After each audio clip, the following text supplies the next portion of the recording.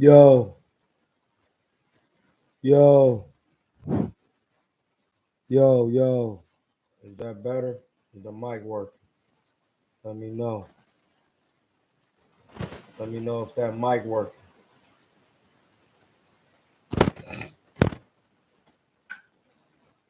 I'm gonna check myself, dog. Should be retarded. Yo, yo, yo,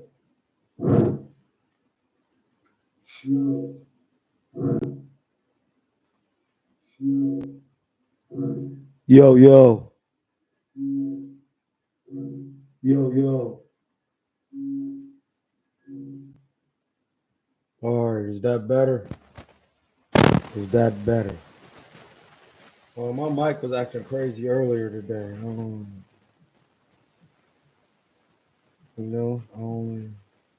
These electronics. These electronics, bro. These electronics.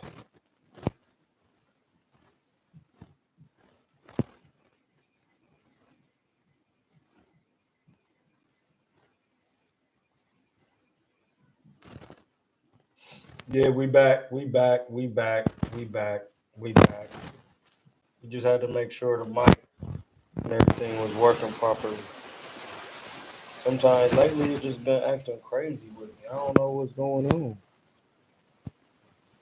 It's just electronics just have funky. It's all good. It was acting weird earlier today when I was doing my live.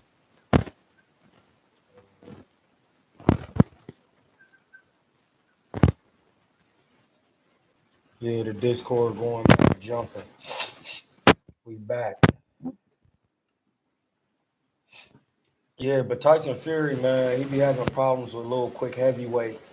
I seen the video when he was describing what gives him problems, and then that's when I went back, and then me and Aaron was just looking at some boxing, and I was like, and he was in there with Chorizo, I think his name Chorizo. What's his name? Derek, and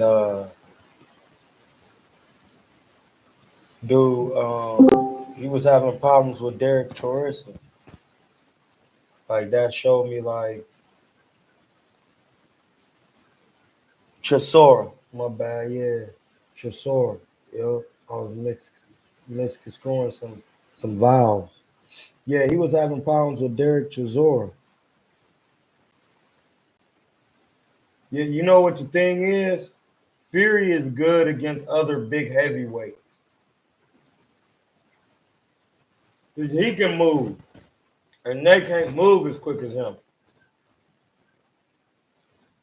But against the natural heavyweight size, he's not as good because they're moving too quick for him. That's the real problem deep down. That's the real, like, when you really look at it, that's the real problem. How the mic? They said the mic was acting stupid.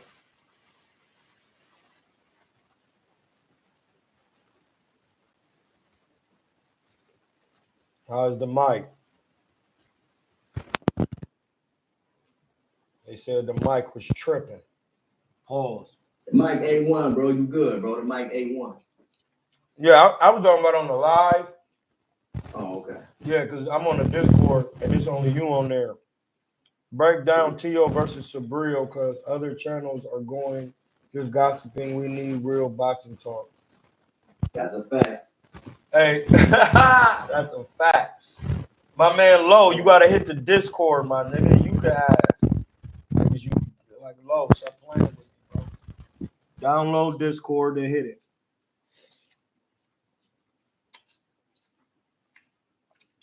Pause. Hey, yo, did you watch before I get into your weekend, I do ask a question about that. Did you Did you watch the Boa Chuck and the Ishmael Davis fight? No, I didn't, but I knew how it was gonna turn out though. Gotta stop. Gotta stop and drop. Stop and drop. I was looking at him like, yeah, he didn't. As the shorter man, he wasn't the fresher fighter. He was trying to box the bigger man, the longer man, But you see how Boa Chuck uses jab. Yeah. And the fact that he used his jab going forward, the shorter man couldn't do nothing. He was hitting with the overhand, but he was doing all that fake boxing shit and switching. Yeah. Yeah. He needs to learn how to stay in position. What's up with Low up in the building in the Discord? A breath of fresh air, bro. Although every channel right now, what they talking about is Devin Haney and this girl and Young Thug. I don't want to hear about that. It was entertaining for the first 45 minutes. I want to talk about Teofimo Lopez, the boogeyman. Finally, somebody stepping up to the plate. They're talking about Subaru Matias and Teo in talks for March 15th. I want your expert analysis, technical boxing blood. How does that fight play out? That's the fight that Teo need to accent his style with the Canelo Alvarez's. If you and then we're gonna get back to Khaled because Khaled has some questions too. This is the thing. You see when Canelo lost to Floyd, and then his next fight was Alfredo Angulo, a pressure person who come forward. Even though Angulo could punch, he was a little slower. Teo had a problem with some guys, and now his fighter is coming. He about to fight is a come forward guy, so he doesn't have to work on coming forward at first. He could work on the simplifying the defense of a guy who elects to come forward to him, the shorter fighter, so that he could work on the inside or work on the things that Eddie. Hey, blood, what the fuck am I talking about? How do I know this shit? Subaru's not shorter. Before we go further, Subaru's not shorter than. No, that's not my point. My point is that's why he chose him to fight, because Subriel is gonna come forward. Period. And Teofimo is not gonna have to use his feet to box him. And being this is his first time working with Eddie Reynoso, he's gonna get to work his skill right there with a taller guy, which is gonna show him in the future how to walk down taller guys, because a taller guy is coming directly to him. So now he can work all the Canelo and all the Teo moves for their body types without having to go forward. And then every fight after that is going to show him. After that, he's going to start putting the foot movement with the being, because he already going to get the inside work with Subriel. Right now, it's going to be a brutal stoppage. Yeah, and the thing is, he really got to use the Canelo skill set that he's going to learn from those guys. It's a good thing that he's been inactive because he's been working with it for a little while. I didn't mean to cut you off. Hold on, I didn't mean to cut you off. It's the all-time great boxing skill set. Yeah, and when he fought Claggett, who was coming forward, he was going back, but he was staying on the ropes too much. He was getting touched. With Subriel, he can't be going back and staying on the ropes. He's going to have to use the jab.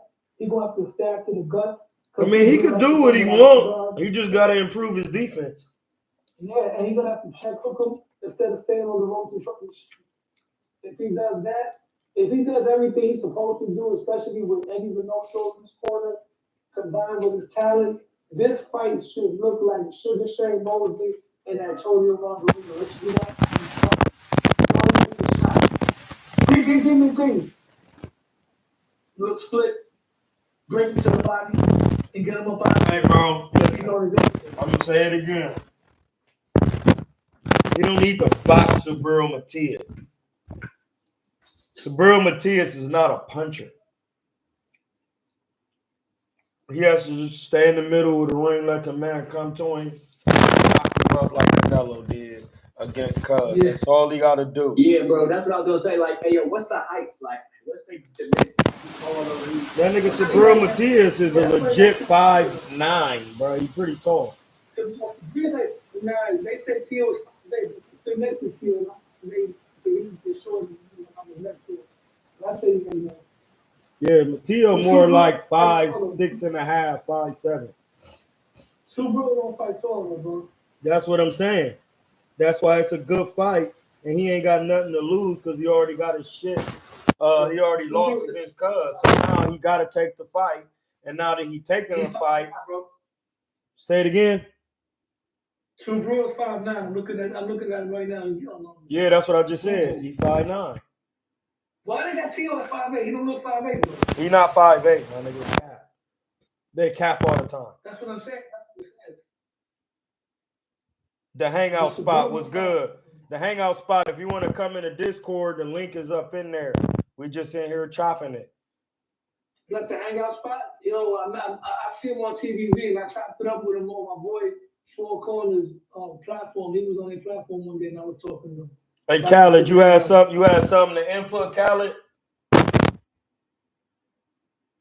As far as like the Sabril joint, I just want to, because I've watched quite a few of so like real fights. He is a pressure guy that like try to like beat you down with the volume of punches. So I think it's gonna be interesting, like a contrast style. I think you like made a great point though. He just gotta. It shouldn't be no back foot shit. It should just be in the, like working on that defense, staying in there, picking them apart. It shouldn't be none of that back foot, none of that, because he's gonna come right to you. Yeah, keep him in the circle while boxing and pivoting, check hooking. You know what I mean? Go to the body. You know, the punches, but he started off slow. But when he fought Powell, he wasn't letting his hands go that much because he was feeling Powell's power. And Teal's more explosive than Powell, so there's a difference. You got a guy that's not punching. And Teal, one of the best counter punchers in the game, that's gonna make him apprehensive to let his hands go. And if you watch Sue Brill's last fight, he had a fight in Puerto Rico, his comeback fight. He knocked the dude out in the second round. In the first round, he got hurt.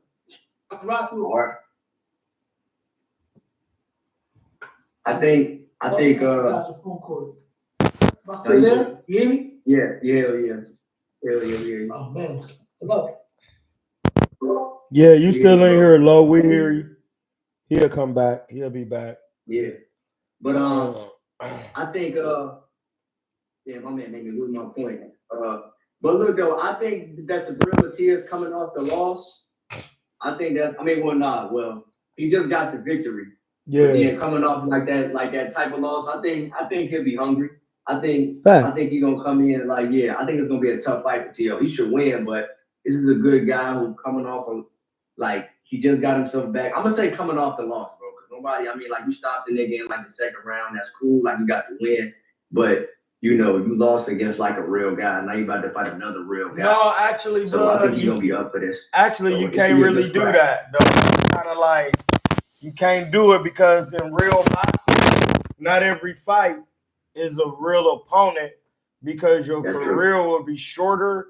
So to keep it fair for everybody, when you take a loss, you need a confidence builder. Ain't they saying that's what Devin need? That's a fact. You're right. Everybody can be a hard fighter. Yeah, you can't. That's not how it really worked to be 100 with you. It just don't work like that. So it's you gotta.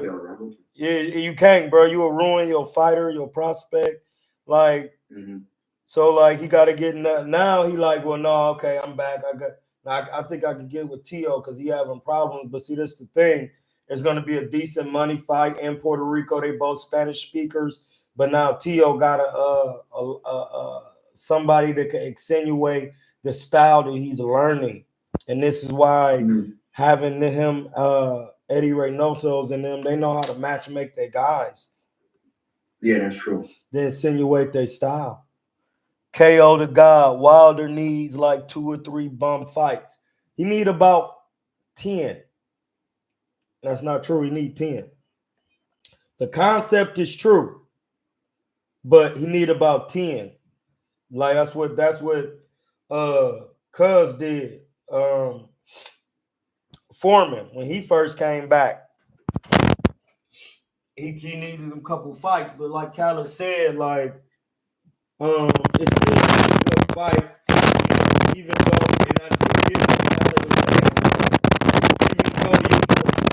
even though you needed that confidence boost to get back out there, but now you in there with a real live man, a live lion, as I should say.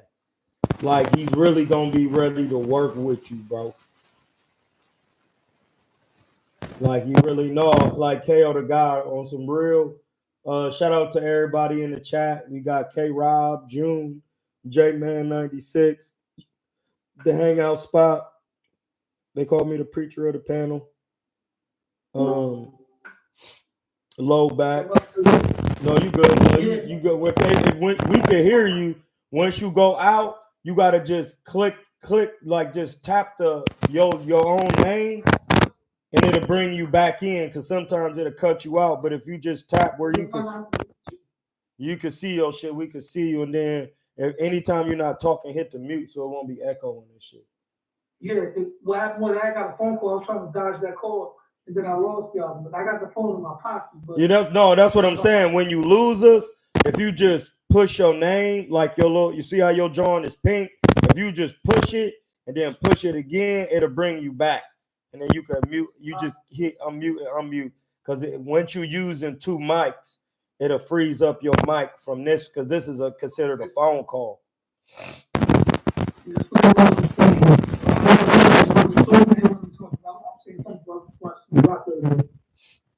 I can figure out that Discord shit. Shake my head. No, you just once you hit the link, once you download the app and hit the link, it'll bring you right in. There's nothing to figure out. It's like a phone. Like you just hit anytime you got the link, you hit the link, it bring you right in. Go ahead and cook, Lo. What you?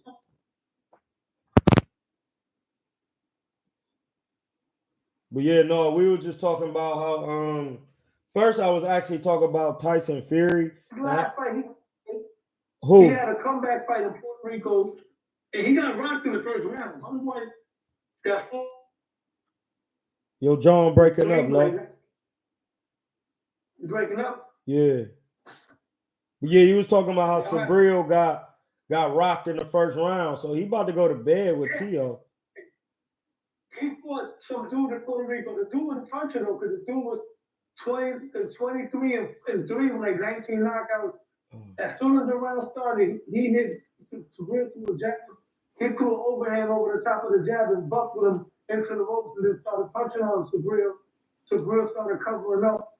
How was the status? Sabril started punching back with him, and then Sabril started breaking him down. But he hurt him with the first right hand he hit him with. And Tio wants to hit him with something that he don't see. Because he can hit you in between punches, you know what I mean? Yeah, no, facts.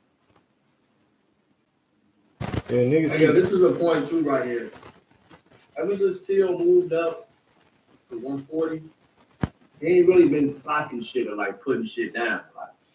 At 135, that's he was knocking motherfuckers out, but like excuse me, I'm sorry, he might have like 4 fights at 140. He only might have stopped. He tapped the first before. Mexican Compo. That was it. When he fought Sandor and Jermaine, those two guys came there to survive. Josh Taylor, he didn't stop Josh Taylor, but he dropped him. Not dropped him, but he knocked him around the ring. And one of those instances could have been called a knockdown. And against Claggett, the dude had a jaw, and Claggett didn't go down. But you're right. When he was at 135, he was scoring some. He was scoring like Gervonta Davis type knockouts. Remember he hit that dude with the overhand right, and he fell on his face. He had some skills. I mean, it's always like that until you start getting up in competition, and you got to go back to them fundamentals. He don't have fundamentals. That's why he needed a coach like Reynoso to accent his style. You see what I'm saying? Mm-hmm. Let me know if you on mic for a second, because I'm clocking. Yeah, do your thing. Yo, do it still. Hey, you was my man Low came on. You was talking about the Ishmael Davis and like boys. Oh yeah. Those problems happen when niggas don't have fundamentals. Like he remind me of me, but without being in position of having a defense. He didn't have real defense. He hurt Boachuk several times, but he didn't know what to do. Like it's certain moves. For example, he'll throw the overhand. Where's the 5 after the overhand? That's like an actual move in boxing. Under, over, under. If you throw over, you come up under with the uppercut, or you throw the hard hook to the body. If you come up under, then you come over the top, especially on a taller guy. That's why he was using that shot. And then when he hurt him with the overhand, Boachuk bent down just like Jaime Munguia bent down. Where was the uppercut or the other right, the straight right after that to clean him up? He didn't have it. He didn't have that because whoever training him, they ain't training him right. That's just it. And then he got to be knowing how to watch boxing. But it really, when you really naive to boxing, you really basing a lot on your trainer. And you really do need a good trainer and somebody who's done it before until you understand that there's rules to boxing and you don't come with your own shit. And when you know that certain moves is just, that's the rule of it because everyone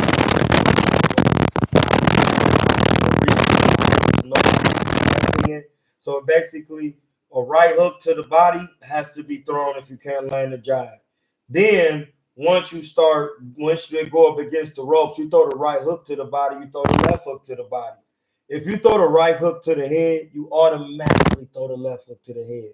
That is one shot. You never seen Floyd work on the mitts going right hook. He always go right hook, left hook. Then he throw 4. Pop, pop, pop, pop. He haven't have Devin doing it. These are the things that you need. Like, that's why I'm talking about in boxing. Like boxing, you don't do what you want. People don't get that. Some of my friends don't get it. You don't do what you want in boxing. Someone needs to tell you how to do it and then show you. Someone literally has to show you how to sit down, how to execute good shots. If you don't, you just doing anything. You just doing anything, dog.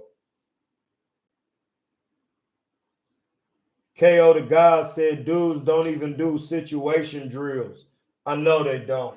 And that's the type of things we work on in sparring with CYP and all of that. Like, a lot of it is drill based. Like, you can spar all you want, but if you're not comfortable with the skills and doing them how they're supposed to be done, not how you're comfortable doing them, how they're supposed to be done fundamentally. You get what I'm saying? How your mic sound? There's probably static in the mic because I had the volume up too loud on the Discord. When you like, what's some of the signs that a guy is hurt? I know the leg will buckle. I know he may freeze for a second. What's some of the signs you should look for to see, like, oh no, he's hurt? Backing up, things like that. What's some other things you should look for to kind of see if a guy is hurt? When he freeze and back out and don't throw punches for at least 5 to 15 seconds. Like, you have to listen. If you start watching a lot of knockouts. Like, that's why I started noticing how people was getting cooked. Like, I watched a lot of knockouts, bro. I watched a lot of body shot knockouts. I watched a lot of knockouts.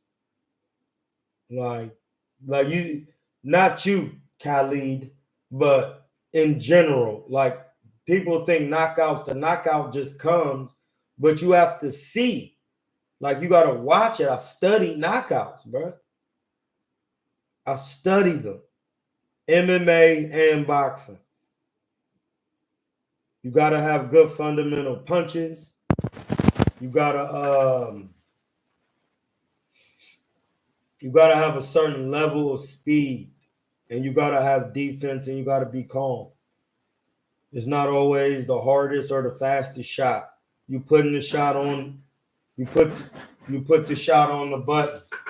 You got to know how to you got to have accurate shots.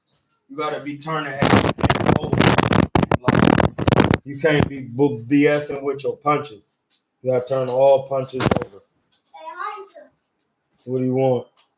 told you I can go out there and do something. No, you didn't do nothing. I did. No, it's championship or bust. Gone. I don't even want to I talk got about the it. semi. Hey, bro, that don't mean shit. That's the first round of the playoffs. The second round, you get knocked out. That was the second. Yeah, you was knocked out, bro. Why? Because when your dad asked you, was the gym open, you lied and said it was closed. Bro.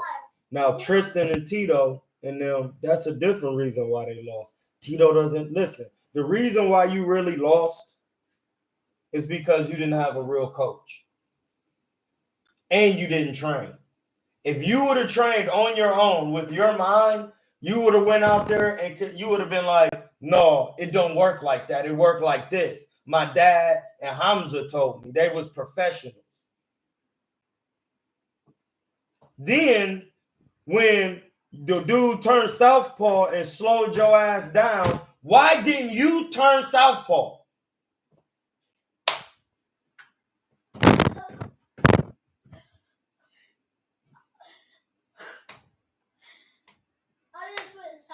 Because No. Why didn't you? Because explain it to me right now. I want to know from your mind. Because y'all think y'all know so much, but don't nobody pay y'all. I'm dying to do shit. Let me hear it.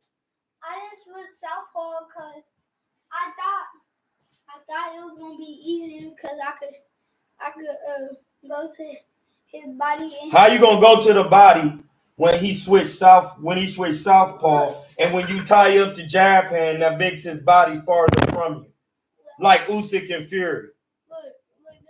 No. See, this is what we talking about on here. Not what you wanted to do. What needs to be done to win. And that's why niggas don't win. You just heard it. God just made this situation, which is my spirit, so you can see why niggas don't win. I just told him what he should have did. And he said, well, no, because I thought, no, it's not about what you think. There's that's it. If you know how to fight southpaw, when a nigga switch southpaw, now you switching. Now, what's up, bitch?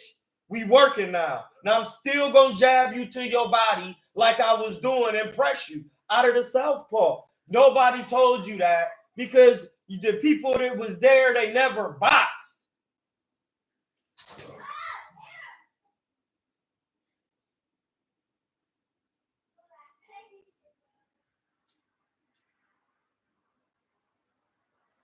Like, that's just what it is. But it's a boxing career. You gotta know boxing. Like, at this point, if I'm here, somebody needs to be taught. So niggas thought, listen, this is the point. Niggas thought they could do it on their own, and they went out there. They tried, listen, this is what niggas do in the Bay. They'll act like they cool with you so they could get something out of you. And then once they got what they want, they'll flip Bishop on you. Niggas will flip Bishop. See, I know what they doing now. I been knew that. So I just test them. Niggas thought they knew, went out there, cooked. But listen, when you get cooked in boxing, it means somebody slowed you down. They slow roasted you. They cooked you. You didn't know what to do. You didn't know what to do on your own.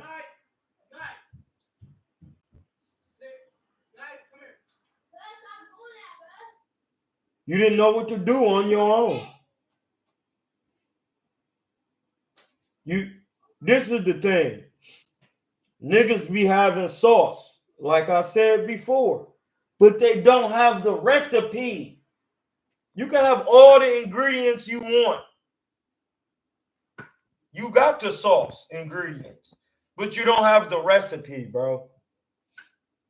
This is what Floyd be trying to tell niggas. You got to put it together and then execute it. It's a process, a program. So that's why I'm saying, I just asked him, hey, blood, yeah, I told you, no, You were supposed to win 5 nationals in a row. If you won it, you would have had $25 in your pocket. He didn't win it. Why? He don't train with Hamza. That's it. He don't train with Hamza. When you don't train with Hamza, you're not going to be equipped.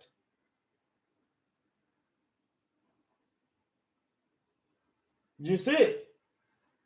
If you think you know, pull up your footage. Let's watch it. Let's watch how you didn't win.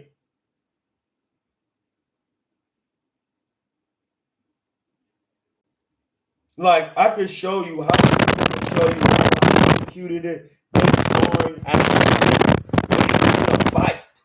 No matter if he was a fucking bum or not. That's my point. You gotta make it look like that.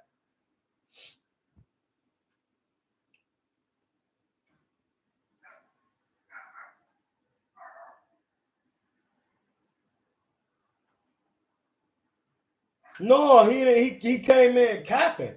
He didn't, that was cap. He knew what we talked about before he left. You either championship or bust. He went out there and didn't win the championship. He doesn't train every day. Listen, his dad said go to the gym. He said he went to the gym and he said it was closed. He called the owner of the gym was open. He came home and lied. People think that lying and doing all that shit, you gonna still get something. That's the shit that keep you from winning. You can train every day and still get your shit split because your behavior, your intentions is not good. Period. You're not following no path. Sugar Ray Robinson, all them niggas, man, they had a path. They ate, they went to bed on time. These niggas don't go to bed on time. They don't eat right. That's just what it's about. What the fuck niggas gonna say now? Anybody want to come talk on the live and talk about how they follow all the programs?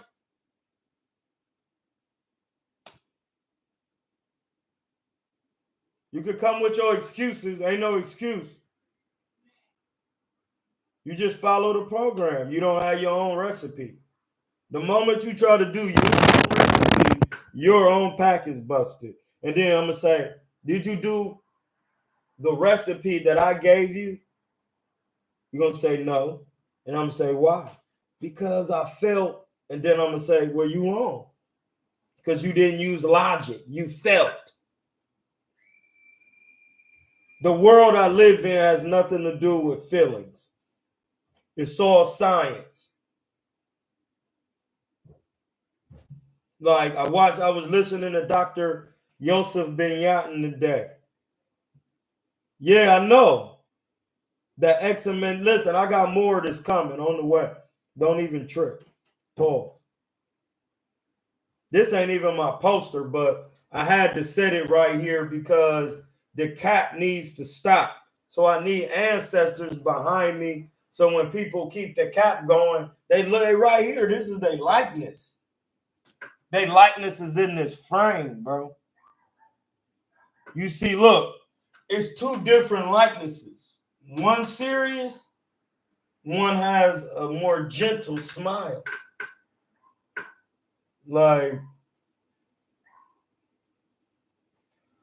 yeah, bro, like you gotta follow laws, man. These laws are the most important. Like when you boxing, you don't do what you want to do.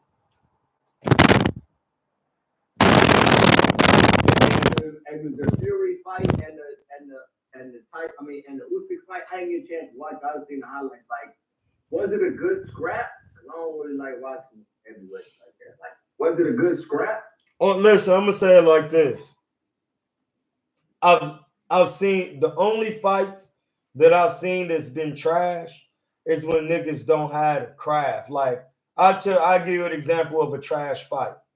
That first O'Shake Foster and dude, Concasia, that was trash. O'Shake Foster was garbage. The Lemos and Richard Hitchinson, trash. Like, how is you that black and that athletic and you can't? Lemos is trash.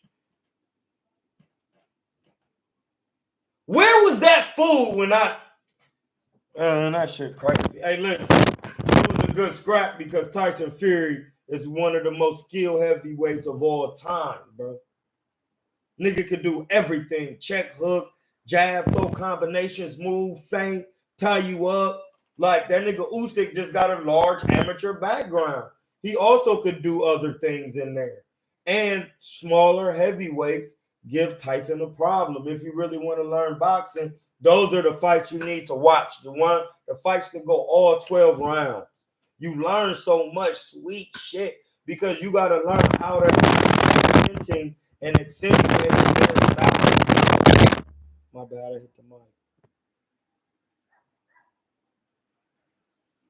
Lemos is grade F trash. He's not grade A. And listen, if I see you in there with Lemos and you panicking and having like pressure jitters, like from niggas putting pressure on you, and you shooting jabs and running up out of the middle of the ring, like, and not looking like Pernell in any form, way, or fashion, calmly, you trash. That's what Keyshawn was doing, and then Bo-Mac trying to say ain't easy work.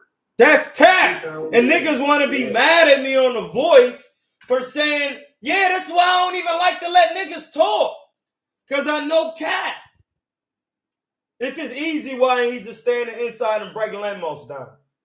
Like, listen, bro, I don't give a fuck who you fighting. Excuse my language, sirs, Kingsman. But if you really that sweet, it don't take all this running around. I've never seen James Toney move like that. And I don't care the style. I've never seen him move like that. Never. I never seen Sugar Ray Robinson move like that. Never. Well, no, these kids are, hey, man, what the hey, do he box? Do he got a heart, 2 lungs, a liver? Is he black? Okay. Ain't no excuse.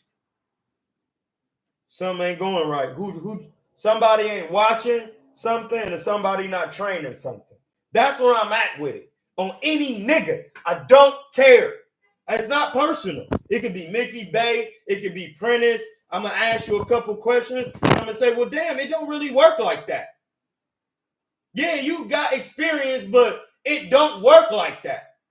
Like when Prentice was trying to fucking tell me that Big Baby was good, Anderson, and I kept saying, no, he's not. Fuck is you talking about?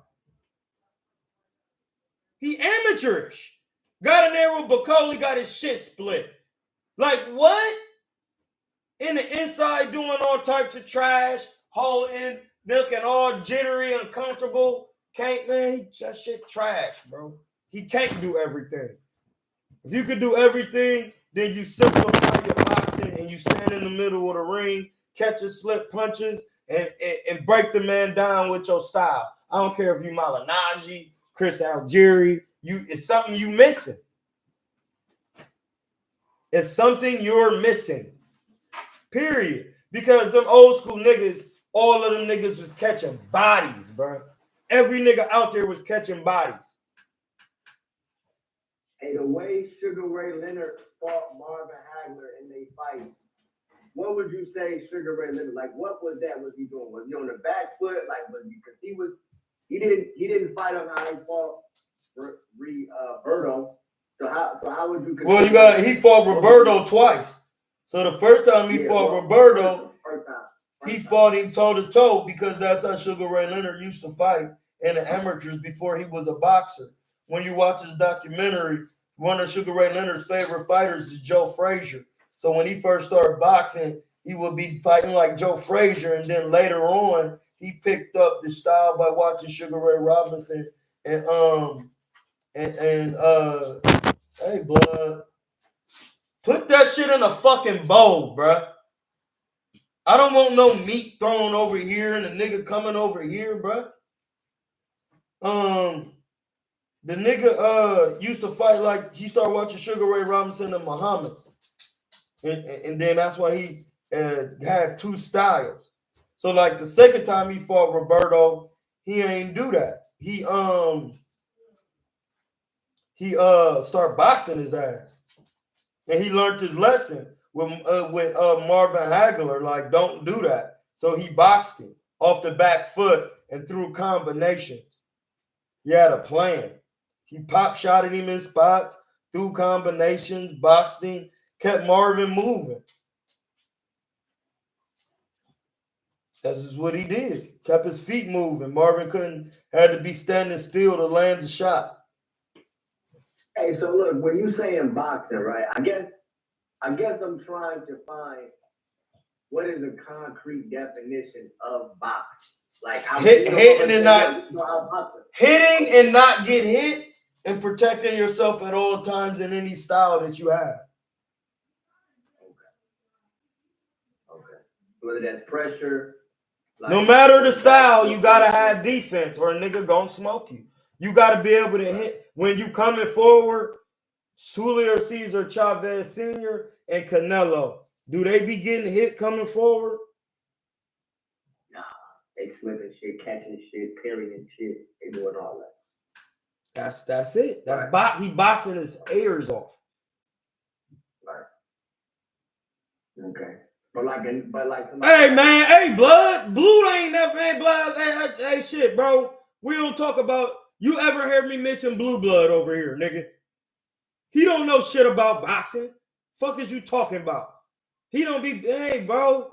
Blue is nothing like Shakur, man. He don't know what the fuck he talking about.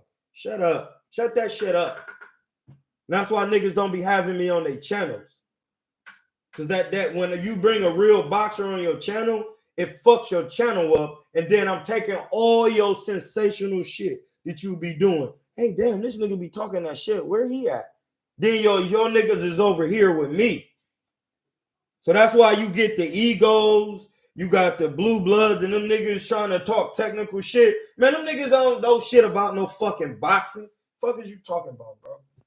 Bro, don't come on, bro. We over here to keep a spade a spade. We do not play over here. The nigga think he got, hey, bro.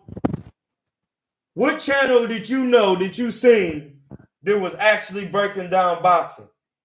Actually, the science of it. It was not one. Fight Hype wasn't doing it. The boxing scene wasn't doing it. And name a channel that when you come to them, you ask questions, they're going to tell you exactly how it goes according to the person, how they fight and all of that. Niggas be having fake channels and doing fake coaching. Where's them niggas? Eddie Allen's a decent little channel when he break down his shit. Yeah, like that, but he a coach though. I'm talking about a nigga coming from the spaces, not a nigga who already been gnawed. And that's my point. This shit is cat now. Like all these boxing channels, they're growing, but they're gonna come to a halt at some point because you're not talking about shit. Niggas is putting bread down on boxing. Like it's a thing now, parlaying it. You don't even know, nigga, you just talking. Why you think that it's a shift happening in the space? Why you think he trying to talk? Now you got niggas like Roy Jones, Andre Ward. You got the real athletes coming. Hey man, it's done. These niggas got to be done with this. These niggas critiquing the game and not being a part of the game and just running their mouth. Yeah, Stephen A. Now you see how Stephen A is on a show with Cameron and how he's on other niggas' shows. Tarver too, my big bro. Like it's getting back to the real shit. No, listen, a point is a dot. A dot, the black dot, bro, that's the black dot is no dimensions. Zero. It's nothing going on. If you turn the dot into a three-dimensional sphere, now you got a sphere. You see what I'm saying? Like that circle, that dot. Like the niggas is getting back into the spaces of boxing and the niggas who really know the craft. Because all the bullshit that's been going on, the delusions and all of that shit is over with now, bro. It's dead. Like it was really a point where niggas was creating narratives in the public for fighters lying about they skill set. Like niggas said Earl Spence had defense when he really didn't have any defense. It's retarded. Well, all he had to do was improve his defense.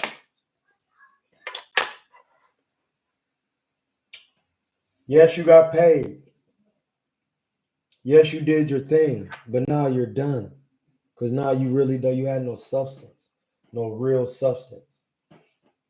So, like, you could talk about boxing all you want, but at the end of the day, boxing is about getting punched in your mouth and getting hurt. So, like Khaled said, break down, and this is why niggas would they be saying, well, no, he be a boxer.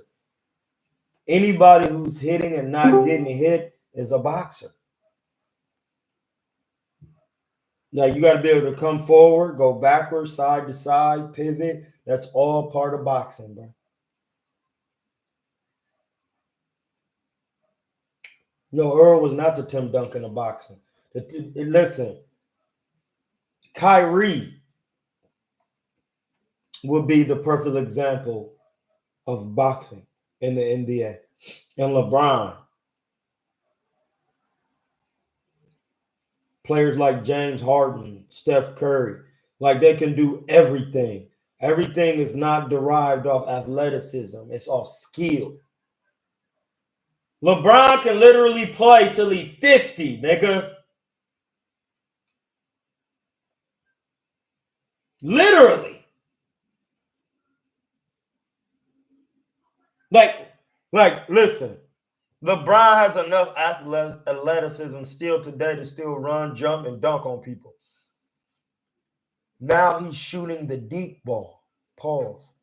Think about what I'm saying. When you have skill in boxing, you can move up the class and keep staying relevant. And then if your diet right, you could just rule this weight class forever. Like what has nothing to do with me. It has something to do with doing the fundamentals, practicing them over and over. And then after that, learning new fundamentals, learning how to catch with the shoulder, fighting behind the shoulder, learning how to stick the jab, learning how to work the inside, learning how to tie a man up, learning how to spin him, learning how to pull his head down, learning how to hit his hip, learning how to uppercut him. You got to learn these things, bro. You don't, all these people claiming they ain't got power because you ain't doing what the old school niggas did. Old school is the first school. And then once you come out of the old school, you up into the golden school. The golden school, bro. Devin, that one. J Man 96 said Devin at 130 with a real coach would be better. That's all I'm saying. That's all I'm saying. What's good? Like we just cooking on boxing topics real quick. Hit the cash app. We just a sneak live. It's a sneak live real quick. Yo, yes, sir. What's the reason that you tie a fighter up? What's the reason why you're tying out? What's that you going in a fight? Well, and tie him up. Usually you tie a fighter up to break his rhythm at any point. That's it. It's just that simple. If you get hurt, tie him up. He gonna break his rhythm. He just hurt you. You can't throw no punches. You tie him up. Buy your time. If you throw a right hand and you miss, and you fall and you get too close, then you tie him up, smother him, keep him from punching. If you're on the inside and he got his rhythm on the inside, sometimes you might have to hit him and tie him up with one hand and work with the free hand. That makes the fight ugly. If he a tall fighter, you might have to tie him up on the inside and work him with the free hand to tire him down for the first 4 rounds. Really beating on his body. Like, that's real boxing. Tie him up, man. Beat on him with the one hand. Keep doing it. Holding and hitting. When the referee say break, you break. Then you go right back. Getting on the inside. Working your way in. Going to his guts. He gonna try to hold you. You start getting one hand free, hitting, bang, bang, running them uppercuts up under.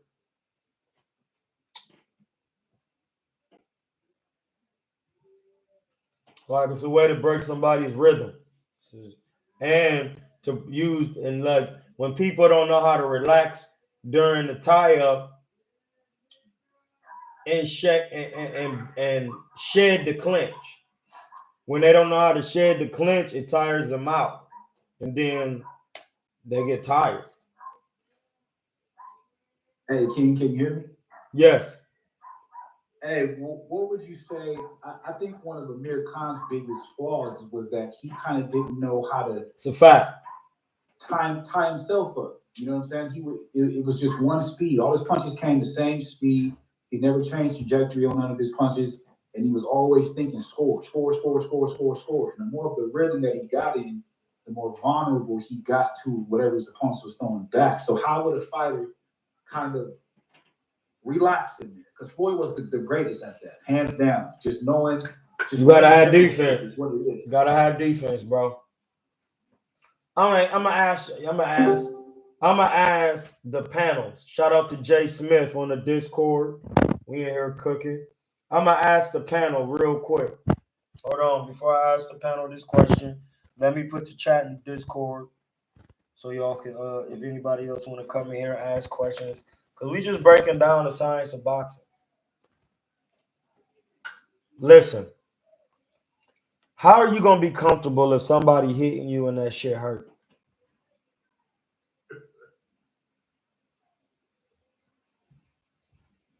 Just asking. Anybody want to answer that? I mean, I'll answer it from my own sake. Like when I used to be pressuring dudes, I get caught with some counter type shit, and now I'm getting hurt. I start trying to make, and I can see a person actually trying to make him feel uncomfortable, like you said, using the clinch, clinching under the clinch, and then the clinch, and then swimming through them with using my arms and doing catches. It's like little small shit you learn in wrestling with the hand checking and shit that you can use in boxing.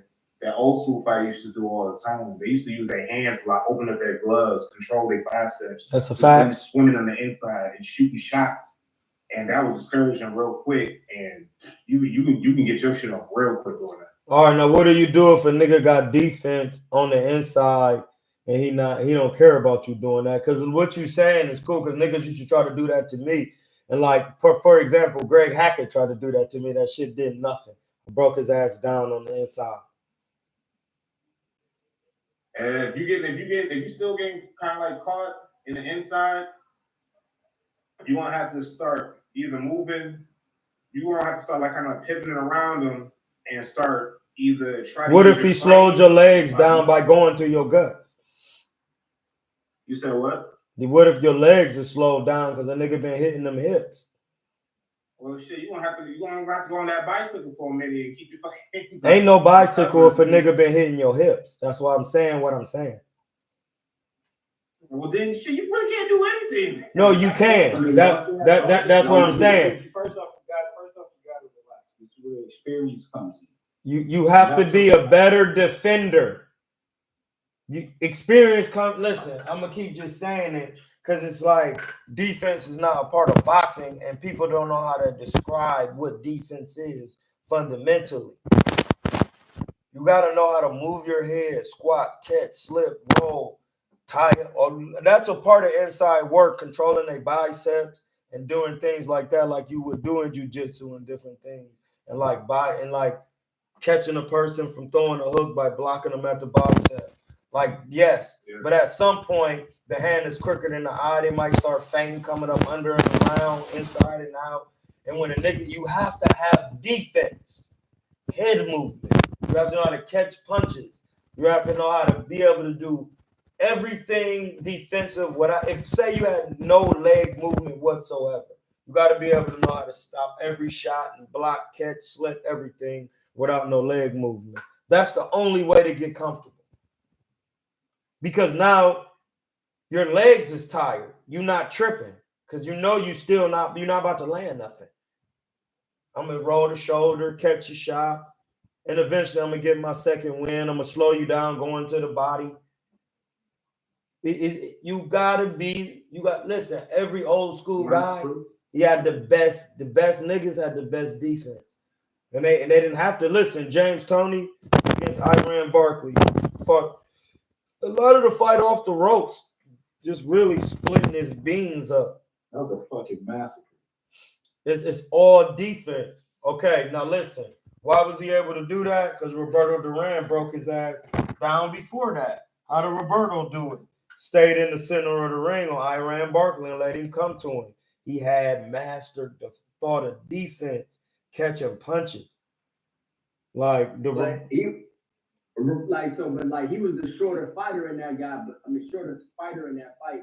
But I gotta rewatch it, but it didn't seem like he was pressuring him. He just kind of stayed in like literal ring. Because Iran Barkley was like Subriel Matias. Why would he have to pressure him? He coming to him. He think he could beat Duran on the inside. My nigga, Sugar Ray Leonard couldn't do it. Iran Barkley, you not better than Sugar Ray. Why the fuck you think you can do it? Are you retarded? You bringing your own dumb shit to boxing? That's stupid. That was just think about that. He not better than him. So why would you think you can do it? Because you bigger?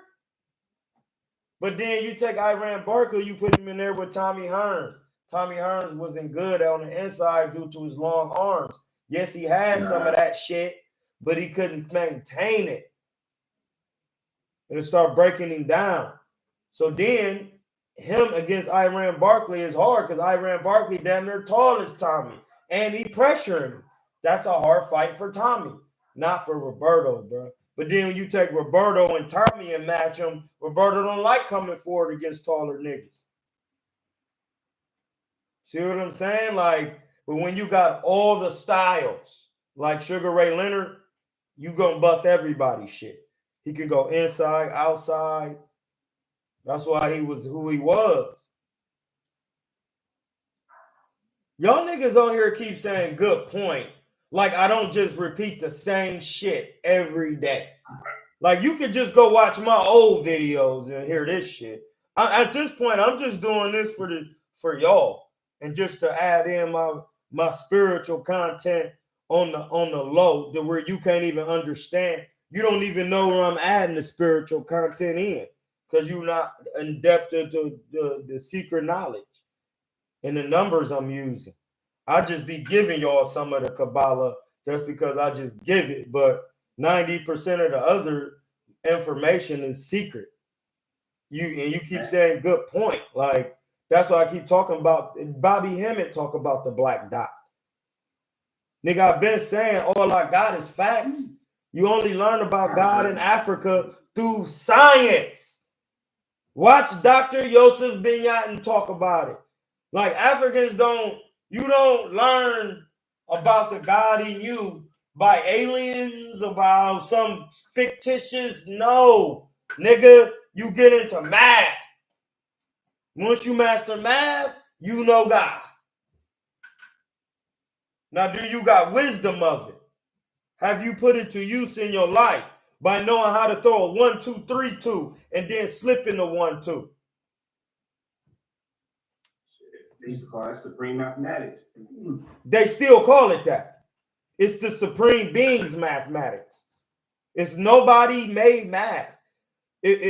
Bro, how would you have an earth? I say used to because I barely hear niggas talking like that anymore. That shit was I talk about it every day. You just can't recognize it through boxing talk. That's how I know who fucking listening, who really listening. I'm talking supreme mathematics through boxing. I only teach from the chart. Everybody know I teach from the Pao Netoru or the Kabbalah. That's where supreme mathematics come from.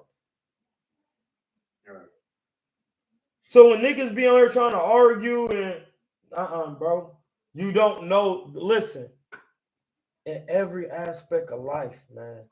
I don't mean no harm. Let me change my tone. In every aspect of life is law. If you know the law, you know the game. Do you know if you don't know the law of life, you don't know boxing. How you know boxing when you're not standing on your square? That was supreme. You see that? If you know boxing, that means you're on a square. A square is a mason. A mason is a stone builder. The philosopher's stone is the pineal gland. The fuck do niggas be? I've been talking this for years now. Now niggas is waking up. That's how long it take niggas to wake up. That's how it be. Sometimes motherfuckers be hearing the same shit. They gotta hear the same shit. And sometimes they be just catching in. Like, hey man, what do y'all think this program is about? Y'all think niggas, everybody just come to earth? Some niggas want the easy route. Nigga, earth, when the souls that come to earth, hey, listen, you graduate from earth, you're done. There is no more coming back. right. It don't matter if you're a Christian, a Hindu, it don't matter what you is. Noah's first son is Ham. They pulled Enoch's ass out quick. No, I'm gonna say it again. Because you talking about somebody, I don't know who, like that's just I'm talking about Ham. That's the first son. Whoever the Enoch is, which is not even a real name. Because the C and the H don't go together in real life. So that's what I'm saying, bro. That's cat. His name would be Enoch. That's not how you pronounce his name. And etymology of language. It's not what I'm saying, and those are the laws. His name will actually be Enu. Because a C and a H is like, how's a C and an H is chemistry, and that's supposed to be chemistry. That's because when you know African language, a K and a H is how you use chemet. And it's not, you don't even pronounce it like that. It's chemistry. Ham. Nigga, it's hams. It's the triple blackness. Ham mean black. Hindu ham, throat chakra, black. Abraham. Yeshua HaMashiach. Muhammad. Ham. Hamza. Ham. First son of Noah is Christian. In the Quran, they call Noah Nu. In Egypt or Kemet or Nubia, Nu is the dark matter of space, the triple blackness. So they telling you Ham, the king of Africa, come out of the triple blackness of space, nigga. What the fuck? And then he had little brothers, Semites and Yapets. So they don't even come from the triple blackness. They come from Ham. It said in the book of the gates, Ham's books. So I don't know what niggas even be talking about anymore. I'm not even in that world. I literally live in a spiritual world. When I wake up, I'm just here to report what happened. When I was asleep or when I'm in my sleep-wake-like state. I spend the majority of my time in meditation. And I don't mean what niggas think meditation is. I mean, the mind is whatever is in your brain speaking, listening to me talking back. That is not talking. It's not saying nothing. You still in the inner voice. It's not saying, damn, I gotta go do this tomorrow. No, that inner voice is quiet. That's not the Lord talking, my nigga. The Lord not about to talk over your mind.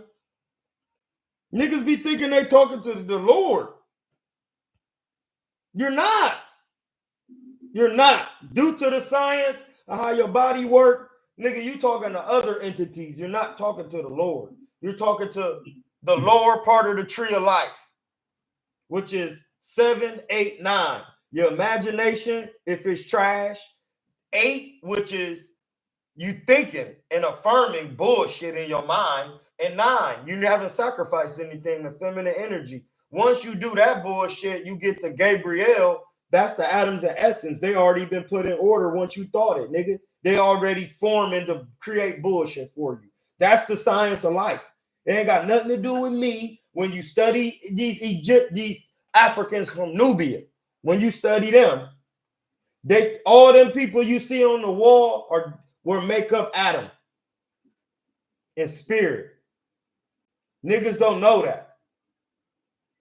That's why they call them the gods. Gods can, in the Bible, it say the Lord God came to Adam. It didn't say the supreme being. They don't even tell you the manifestation story. That's the creation story in the Bible, not the story of manifestation. You got to have manifestation before creation. How do you manifest without knowing your spirit down to the mathematics? You dead.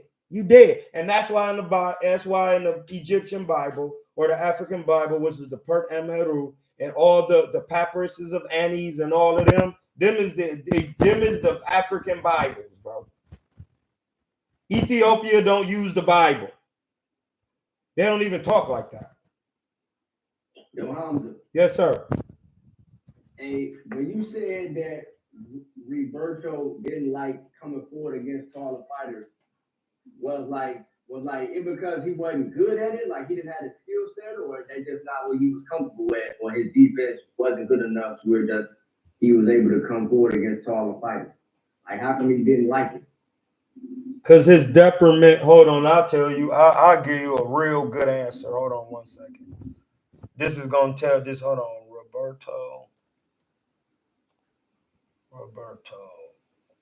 Duran. Hold on. I'm going to tell you why.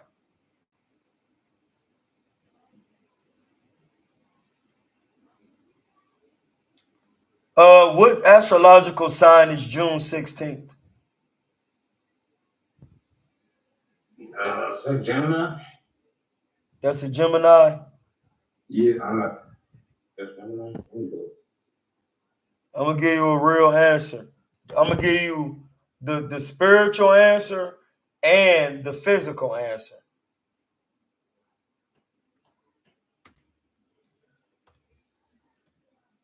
Roberto Duran. You said June what? Yeah, Roberto Duran was a Gemini. He had no balance in his life. And that means he had no balance on his footwork coming forward. And when you watch Sugar Ray Leonard, and Sugar Ray Leonard got to dancing and playing with him, and he got to missing them punches, he didn't know how to step with his punches. That's why he needed somebody to stay in front of him.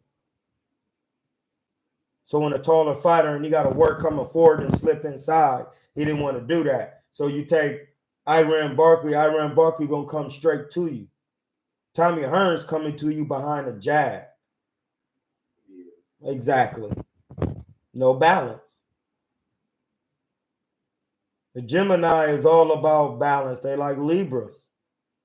It's yin and yang. He never mastered his balance, my G. Like, you gotta master.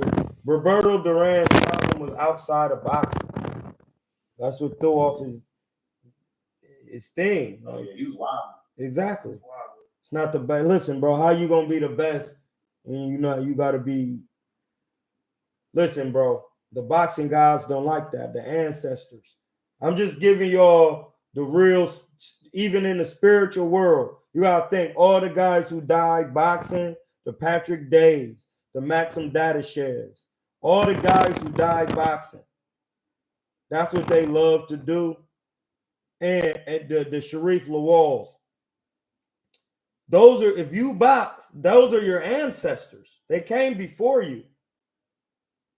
A boxing spirit cannot be destroyed once it's created. The spirit energy, we all know that. So when you fucking up them. They spirits is roaming. Hey, King, how was that Greg Hackett work? You talking about Greg Hackett from Philly? Yeah, it was good work, but he not in shape. He not in no fucking shape. If it would have been a real fight, I would have stopped him to the body. I hurt him to the body. He never hurt me once. He kept saying, why don't you throw something hard? Well, no, nigga, that ain't up for me. I hurt you to the body without even throwing hard. He got a fight coming up, or? I don't know, blood. I listen. I think you got a bare knuckle coming up. Do your bare knuckle. Listen, bro. Do your thing. Listen, all these niggas gonna do anything but get the real bread. Listen, Greg Hackett is one of the most skillful guys I've been in the ring with. I told his last fight, I texted him personally and said, you telling me that you would rather take chances on your life. That's crazy. Than just being a vegan. Like, what is this? Like, hold on. Take chances on your life. Check it out.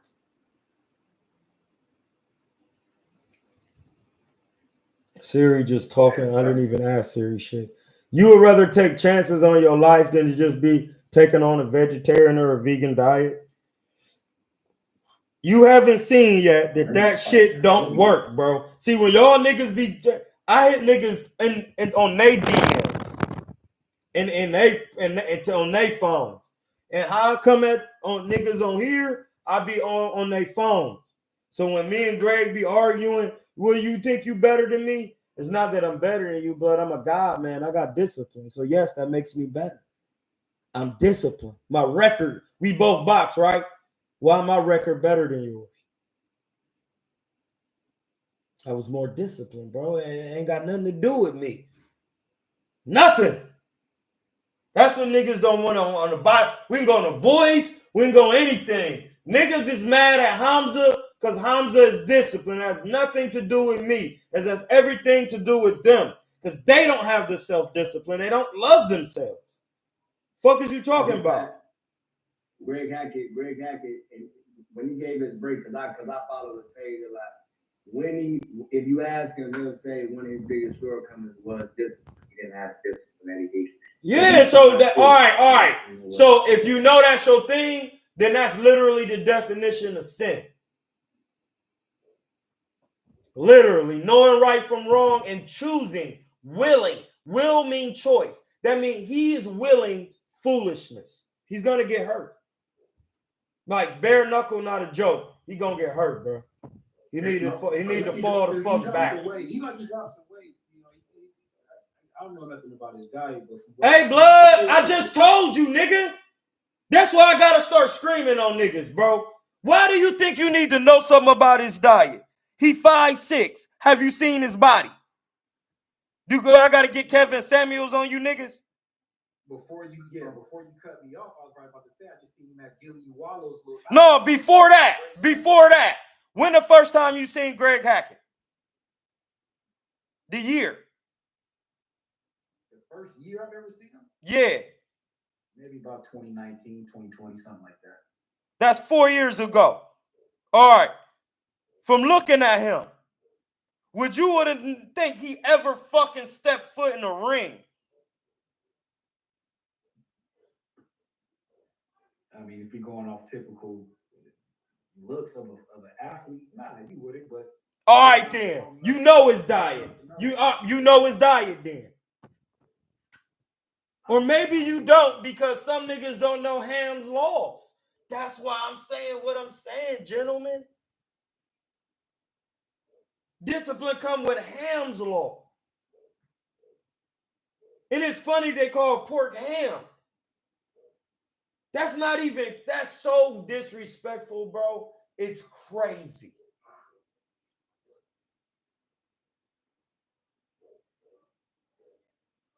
This shit is.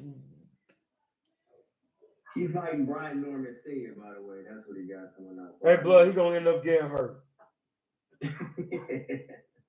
It's not much, you know where we stand.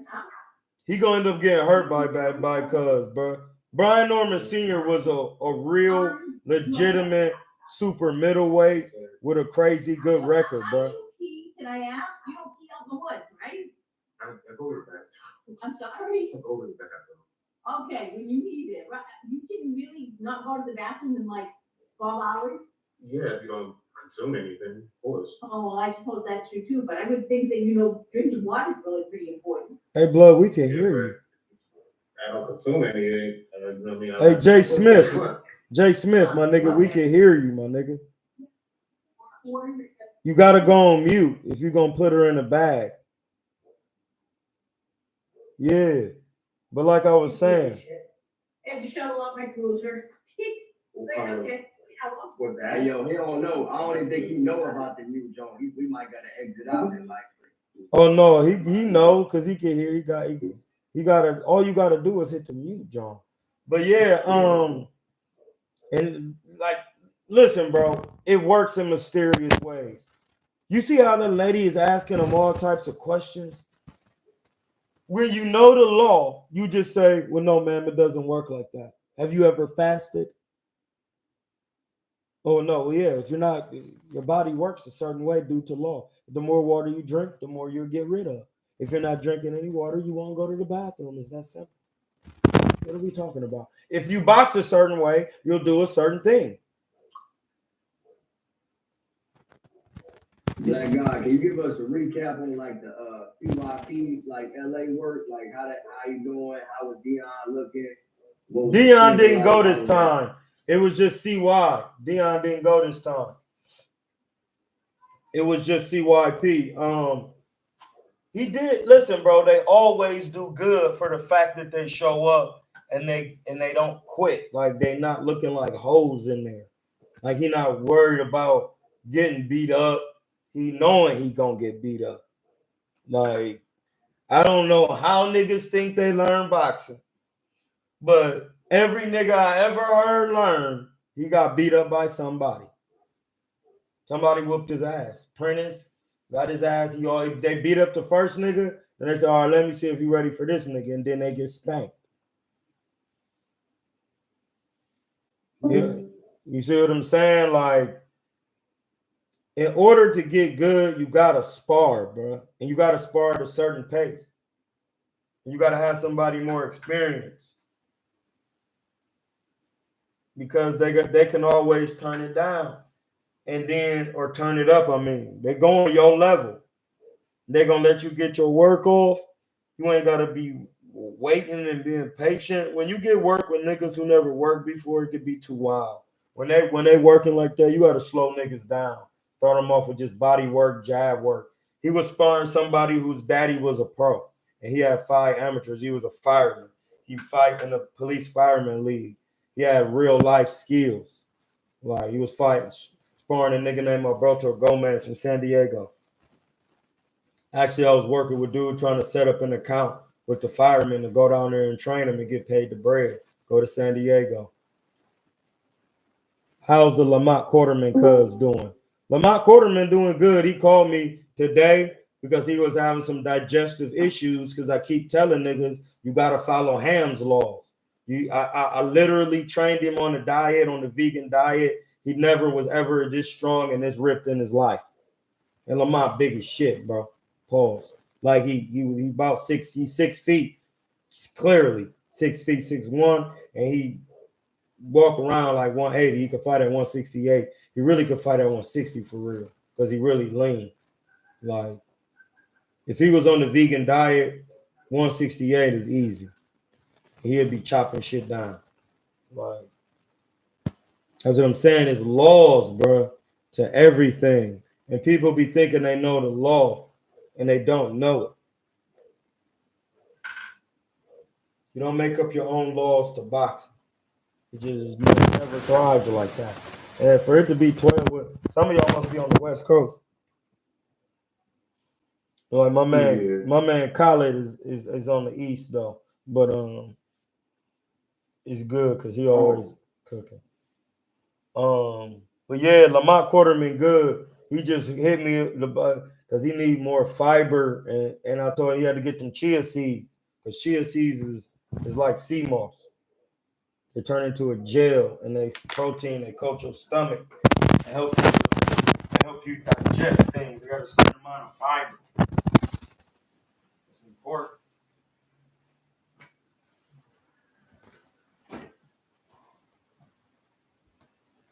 Very important. Yeah, so that's the work was some good ass work. The nigga be getting tired. He was getting tired. You know what I mean?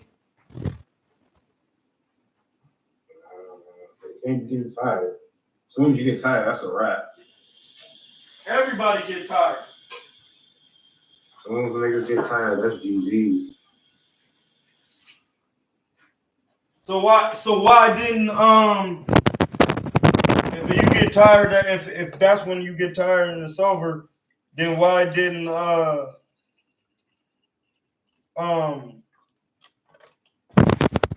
Cuz lose when he got tired? How come Canelo don't be losing when he get tired?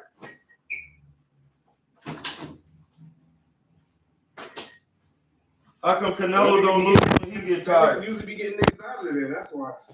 No, he don't. Canelo don't got niggas out of there these past couple fights. Ain't nobody came up out of there. Damn near. No, listen, bro. On this channel, my nigga, we don't have damn nears. Either it happened or it didn't. This is a real life fact. You is like out to fight mentally. No, nigga. If you out to fight mentally, your ass is out the ring. You sleep. This is a real boxing channel. Once you break a man down mentally, he's knocked the fuck out. That's what you seeing when you watching Sugar Ray Leonard and them niggas. You think you seeing somebody physically getting broke down? So how you describe that fucking Jamel fight? The Jamel fight, Canelo respected Jamel's power, and he respected Jamel's power. He fought him different. He kept his hands up. He fought a lot of the fight primarily in the high guard. See, this is real boxing, bro. Jamel Charlo can punch. He a nigga. No, bro. No. I'm talking about Canelo. No, that's what I'm saying. Canelo be fighting in the high. No, he don't. Not with everybody. He didn't fight like that with Billy Joe Saunders. Fucked you up. You dead now. That's called cooking. He didn't fight like that against Danny Jacobs. He didn't fight like that against Danny Jacobs. He put on a head movement performance. He didn't fight like that against Angulo. He put on a head movement performance. He didn't fight like that against Trout. He put on a head movement performance. These things are called observable facts. We can actually see them. He put his hands up with Charlo because Charlo can punch. He'll knock you the fuck out. Talking about this like last 5-6 fights, you going way back. Bro, I don't care. If you knocking shit out, you knocking shit out. He not knocking shit out. There's a reason. He hurting dudes. Yeah, that's not stopping them. That's what I'm saying. I'm asking a certain thing. Yeah, like I'm asking a certain question. This channel is precise on factual things. We don't almost. We don't know he coulda. We don't disrespect. We just saying it's not nothing personal. Either he's stopping niggas or he not. And the reason why he not stopping certain niggas, because certain niggas got more power than other niggas. So you gonna fight them different. Period. I was highly disappointed in Jamel. I don't know why. I thought he was going to do a lot better than that. How did you think that? Because I didn't know he was going to be. He looked like you showing weight. I didn't like the way. I thought he was going to put a little bit more on Canelo. That's why. Why did you think that? You're not explaining anything. I'm just asking a question. How did you technically think he was going to do that? Because I seen him do that to other fighters, and I just other fighters with what? Other fighters to fight like what? He was on his back foot most of that damn fight. I don't really see Jamel on his back foot like that. Okay, so I'm gonna ask you again. Why did he do that against Canelo though? Because I felt like he felt that Canelo's power couldn't. All right then. So when somebody got power, why can't you neutralize the power? What does it take to neutralize power? Either fucking timing or you. How do you time someone? By getting their rhythm. How do you get their rhythm? Figuring out they get it in the first of all you gotta get them in feints and you got time on. I don't even know how to explain that. Exactly. You gotta have defense. You got to have defense.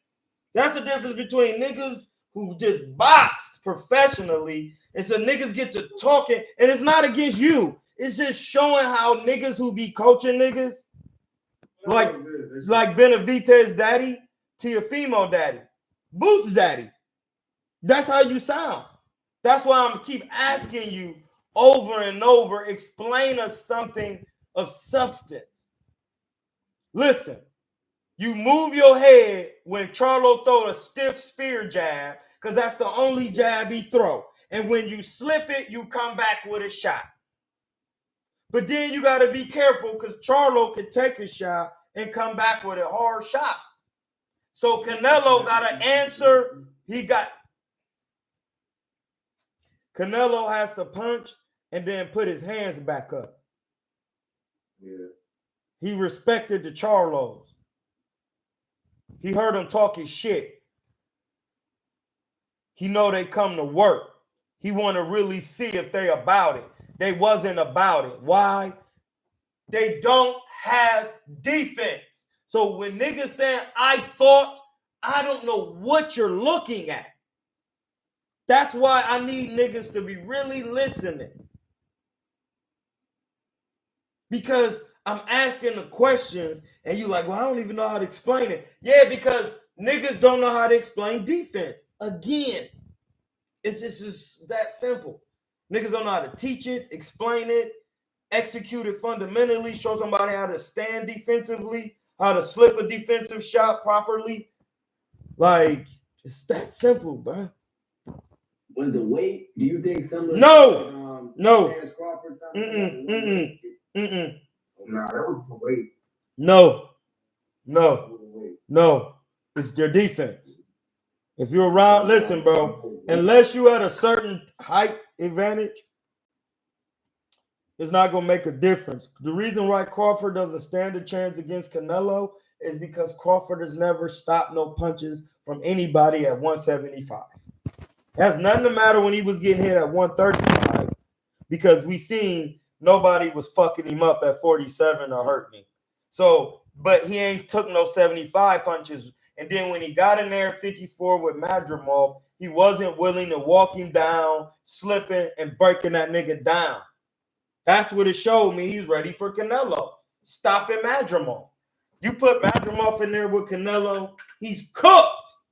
Cooked. Yeah. He is cooked. Canelo's going to come forward nonstop. Name a fighter he didn't do it against. That's when he was having decent problems.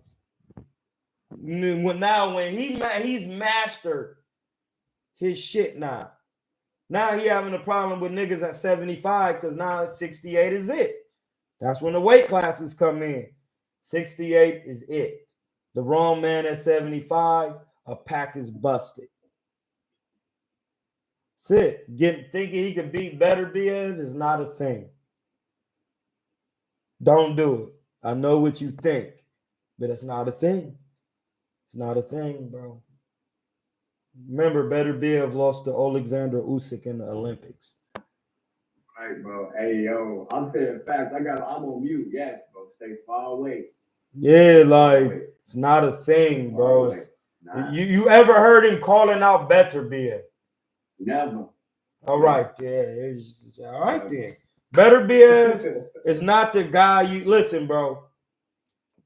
When y'all thinking about boxing, take all this flashy shit y'all seeing out of it. For example, if you watch Boots, if he really good, all them niggas he doing, shaking his ass against, dancing, turning his head, just stop him in 4 rounds. That's it. It's simple. If they don't belong in there, why play? You don't play with your food. That's true. All right then, that's it. That showed me Ben Whitaker. That showed me. Now Boots is stuck. Who he gonna fight? Yeah, that shit was embarrassing. Then what if that shit? Who Boots gonna fight now? I want to see him there with Conor Ben. I don't. Yeah, I mean you don't hear that. That sounds like some fan shit. Standing on this. Yeah. Wait, before, what do you think about standing on this? What do you think about standing on this? We already know what it is. That's why Boots ain't got in there. And we heard what Stanley Onis said when he spoke out about sending them fake offers. Yeah, I just gotta watch that interview. He did say I gotta watch that. Yeah, see, I watch it, but I just told you. He just said, and then they laughing at you, Conor Ben. Like, come on, bro. Like, he don't have a title. I thought Boots wanted to be. See, this that Errol Spence shit. I thought you said you wanted to be undisputed. But then when Terrence Crawford got a belt, now you ain't so quick to be undisputed now. What happened to the undisputed shit you was talking, unifying? Brian Norman wanted to unify with you. Why ain't you want to pay him his extra $500,000? Because you ain't want to get your ass knocked out in there. That's why. Why you don't think Brian Norman can knock out Boots? Is that an Eddie Hearn thing? Yeah, because he know he gonna lose money on the fake shit that he watching. Eddie Hearn daddy been in this shit for a minute, bro. Like, he knows fake shit when he see it. Y'all think these promoters don't know this fake shit? Listen, bro. Vegas, the promoters, they all know what's going on. They know who really got the juice. They know he doesn't have the juice. Come on, bro. Fuck, it don't take this long to get a fight. I thought he was the next generational talent. Nigga Brian, as soon as niggas start calling him out, he got excuses. It's the same shit with Errol Spence. Soon as niggas start calling him, soon as Bud wanted that work, it was thinking different. It wasn't sounding the same. Niggas was, no, it'll happen in the street. And hey, Bud, what is you talking about? Do you think that, so would you favor Boots against any welterweight? No. Champion? No. Okay. Except Barrios. And that's why he trying to get work with him. That's why they trying to get Conor a fight. Listen, that shit gonna backfire. They're trying to get Barrios to fight Conor, and they hopefully Conor win, and they're gonna try to do the big fight with Boots with like Boots and Conor. Yeah, that shit trash. That shit ain't even gonna work like that. Watch. Because that old buy shit over with. That old fake boxing and trying to maneuver that way, that shit dead.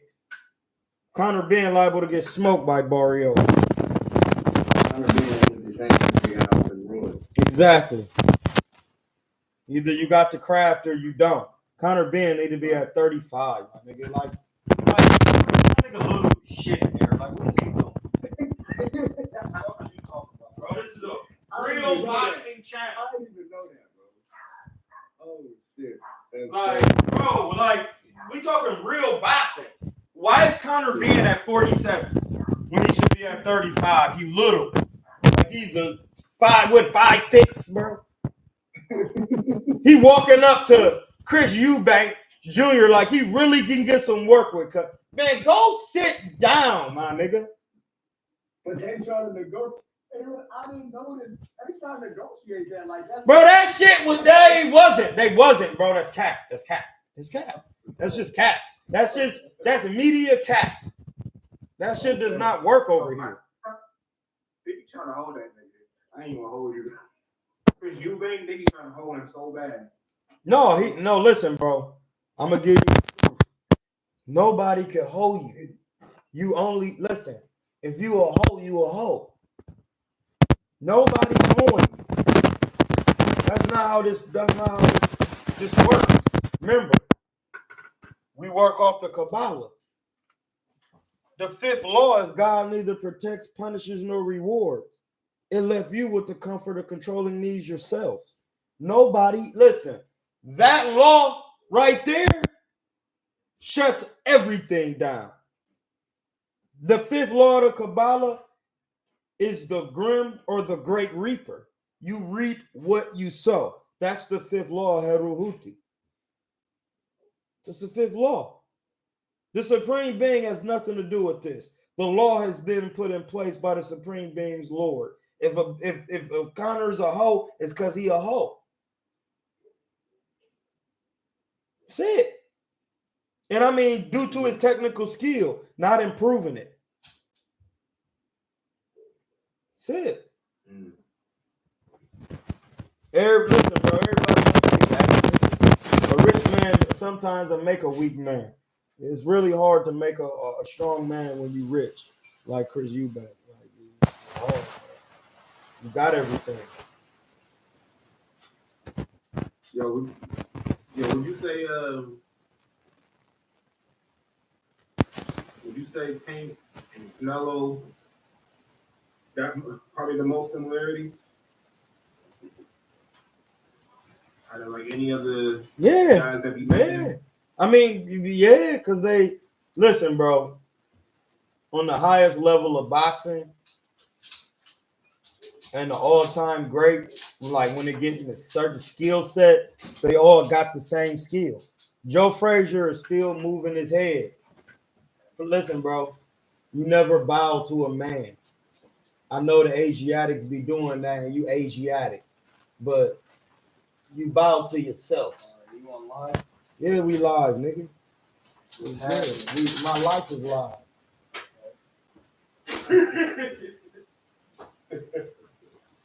Yeah. You gotta have skills, bro. Joe Frazier move his head. Joe Frazier bob and weave. It don't matter, bro. Every skill is the same skill. That's what I keep trying to tell. Like the all-time great skill set look a certain way, no matter what style they fight. I'm gonna say it again. Your style is not your skill set. The all-time great boxing style set all look the same in any style. You're gonna have head movement, a jab. You're gonna have body work. You're gonna have there's certain tactics you do.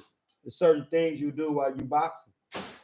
No matter if you Joe Frazier, no matter if you Ken Norton, no matter if you Nicolino Luce, no matter if you Floyd Mayweather, they all doing the same thing in their style. You just got to be able to pick it up and see it. It's that simple. That's how I teach boxing. Like it don't matter. Take Maidana, for example. He was losing to the Americans and all them guys, but when he got with Robert Garcia, professional boxer, he actually learned how to use a jab, learning how simple defense. He became a simple shit and got him looking like a world beat at work shit. He was. Argentinians are all of them are good like that. Yeah. Listen, Maidana, Diego Chavez, Lucas Matisse, Sergio Martinez. Skills, bro. So you need Sergio literally just fought. Like literally go on his YouTube, go on his gram. Sergio Martinez just got some more work. This nigga be quick. Oh, man. Like the nigga Sergio really just got more work, bro. Like niggas leaving the fucking door open. Hey, blood, close the door. The fuck? Niggas is retarded. That's what the fuck I'm talking about, bro. That discipline shit. Like, but yeah, bro, like Sergio Martinez, all them type of like them Argentinians, like they got work out here, bro. No, Ben is not the same height as me. Fuck is you talking about? Like, why do niggas run their mouth when I'm literally telling you, like, No, Ben Whitaker is short, bro. You can see he's short.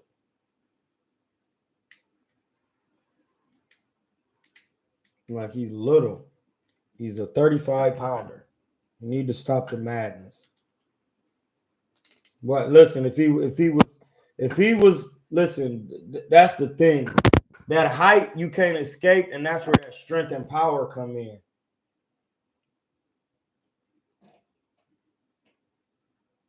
Yo, I'm not talking about Conor Ben is short, bro. I know Ben Whitaker is tall. Conor Ben is a little nigga, bro. He was all up in Eubank's face like he about to get some work with Eubank. And he a fucking welter. Stop it. What was you saying, Kelly? Hey, do you pay attention to the cruiserweight? Not really, but who out there? Who nice? Joey Opatayev, Zerdo. Zerdo just falling. Oh, I've seen Zerdo, but I've seen Zerdo before. Yeah. So I mean, like, what? I guess. Or you don't. Well, so would you want to like? Have you seen Joe? I mean, like Opatayev fight? Have you seen him fight? Is that like a good scrap to you, Zerdo and like Opatayev? Put Opatayev in the chat, in the Discord chat, and then I'll tell you, like Zerdo looked pretty good his last fight, like, you know, moving, using ankles, boxing good. Zerdo was on his Jones last fight. If Ben Whitaker is 6'2", Conor Ben is little. I'm just saying, like, Conor Ben is little. Yeah, I'm talking about Conor Ben. Conor Ben is 5. Look like he like all of 5'6", 5'7". Yeah, put him in the chat, Callie. We could watch, but I've seen Zerdo where they about to scrap. Nah, they just talking about that belt, so don't usually possible like unification. Yeah, we could look at Opatayev. Gotta fight in January. You gotta fight in January. But I seen Zerdo. Though. I seen Ramirez. I think that's his last name. I know that's his last name. If I'm not mistaken. Yeah, no, it just really depends, bro. I'm really been watching all boxing, but I really don't watch like a lot of guys, bro. I spend a lot of my time searching for like older fights and like I do that now too. So like in the 80s, like because, bro, like I'm gonna say it again. You go to the old school, and then once you graduate from the old school, you hop into the golden school, the school of the golden age. Because then in that school, you're learning how to put all the old school with what's going on in the present. Like, you got to understand that. And you're going to understand it. That's why they call the 80s the golden era.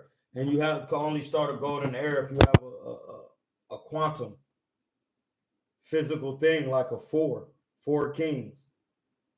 And then the honorable mention, you really have 5 up in there because Rafael Benitez. And I was looking at James Green last night because I've been trying to, rock with the shorter dudes that's coming quarter. That was an impressive young man. He was 5'5" and 154. James Green. James Green. Maybe I'm fucking up some look, I was really watching him last night. He was 5'5", 150 up. James Green, yep. No, put him in the chat because that's somebody we need to see. I ain't never heard of cuz. Yeah, you would put him in there as somebody to study with the head movement. I did? Yeah, you put him in the chat. James Green? Hell yeah, James Green, bro. He fought Bagabi and all that. He fought a bunch of motherfuckers. I'm gonna put the fight in I was looking at last night. Man, let me start looking at more fights with them. Okay. How tall are you, bro? Who, me? 6. Okay, so you short. Hell yeah, bro. I be like, hold up. Like, they gave us, my man. Oh, James Hard Rock Green. Defensive Yeah, slip. exactly. I don't remember. I know I didn't put him in here. Somebody else did, yeah. Isua put him in here. Okay, shout out to him. His real the African cuz that I said had the same name as Yeshua, but it's pronounced Iosua, or like like Yeshua, but it's spelled Iosua. Like Sua put it in there. No, okay, yeah. I had heard about him before. I seen him, but then it's like but like, bro, we had Carmelo, Jack Green, Calhoun, Julio Cesar Chavez, Chief, Senior, Ed Williams, Roland Barrio, Charles Conwell, Frazier, and like No, fact. Yeah, if you come to the chat and get in the KuernoDeChivo, John, like you could put this stuff in. I don't know. Like, can you always come to this thing even when I'm not on here and get the stuff out the chat? Yeah, you can always do that. Yeah, so yeah. If y'all just get up in the chat and join the John, however you do that. I'm new to this myself. But it's pretty simple. Yeah, KuernoDeChivo's Academy. Once you join that, and you in the voice join. That's my favorite. When you said you were trying to get a contract with the San Diego dude, you know what I'm saying? Like, was that a difficult thing to get done? Like, you think it's like, you see some headway being made with it, or it's not to be continual conversation? Oh, those things be like an account with them is just be like you use that word in the corporate world by just saying like I want to train with y'all, like I'll train y'all, I'll teach class, like to where I will, and then saying an account be like it's a repetitive thing, like I come once a month, I do a boxing seminar, or I come 4 times a month for this month for $4,000. Like, and I'll train as many firemen. We'll go over drills, classes, how to hit the bag, how to deliver punches. Like, I've taught classes for so long that it don't matter. It's just boxing. So everybody, if you're not a pro, then there's certain things, even as an amateur, you got to learn. And that's just when you go to the group, learning how to execute the jab, hook off of it, learning how to use the right hand, learning the different tactics, and to insinuate your style in boxing, and learning how to get your deficiencies better. So that's just all it is. Everybody gonna have a style. Understanding all these styles have similarities and differences, but you're not gonna really see nothing you've never seen before. What you're gonna see is niggas not knowing how to execute fundamentals and saying that's part of their style, and that's not it.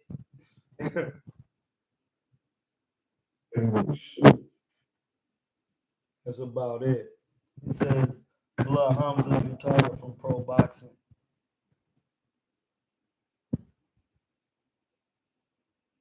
Yeah. So yeah, no, it's just that's just something you have to keep talking to him. That was I really met dude from CYP, but I don't know if CYP really know cuz like I said, he was listening to the boxing voice, and then he just said he was coming to help, right? Because he needed some work. And I was like, damn, that's crazy. He was a fireman. And he fight in the fire police league.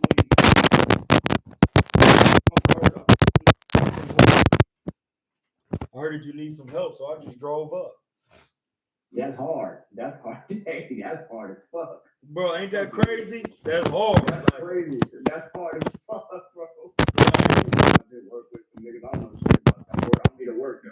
I'm just here to work. Like, whatever. No, listen.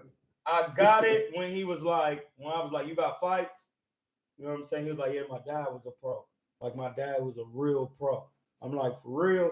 He was like, yeah, man, he fought in Vegas and everything, like on TV. I'm like, for real? I'm like, who your daddy, cuz? He like, Abe Gomez. I'm For real? And then when we got to training, he started showing me.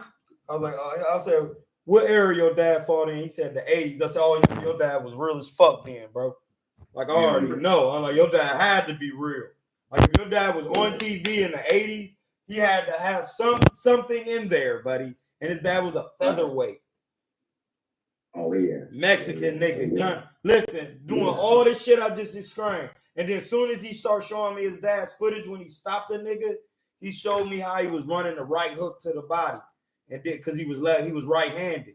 He was riding a right hook. He hurt dude with the right hook. Then he hit him with the uppercut. So he threw an 8, did a 6. Then he ran around. He was amazing. He had that real Mexican style. But I noticed his feet was kind of slow.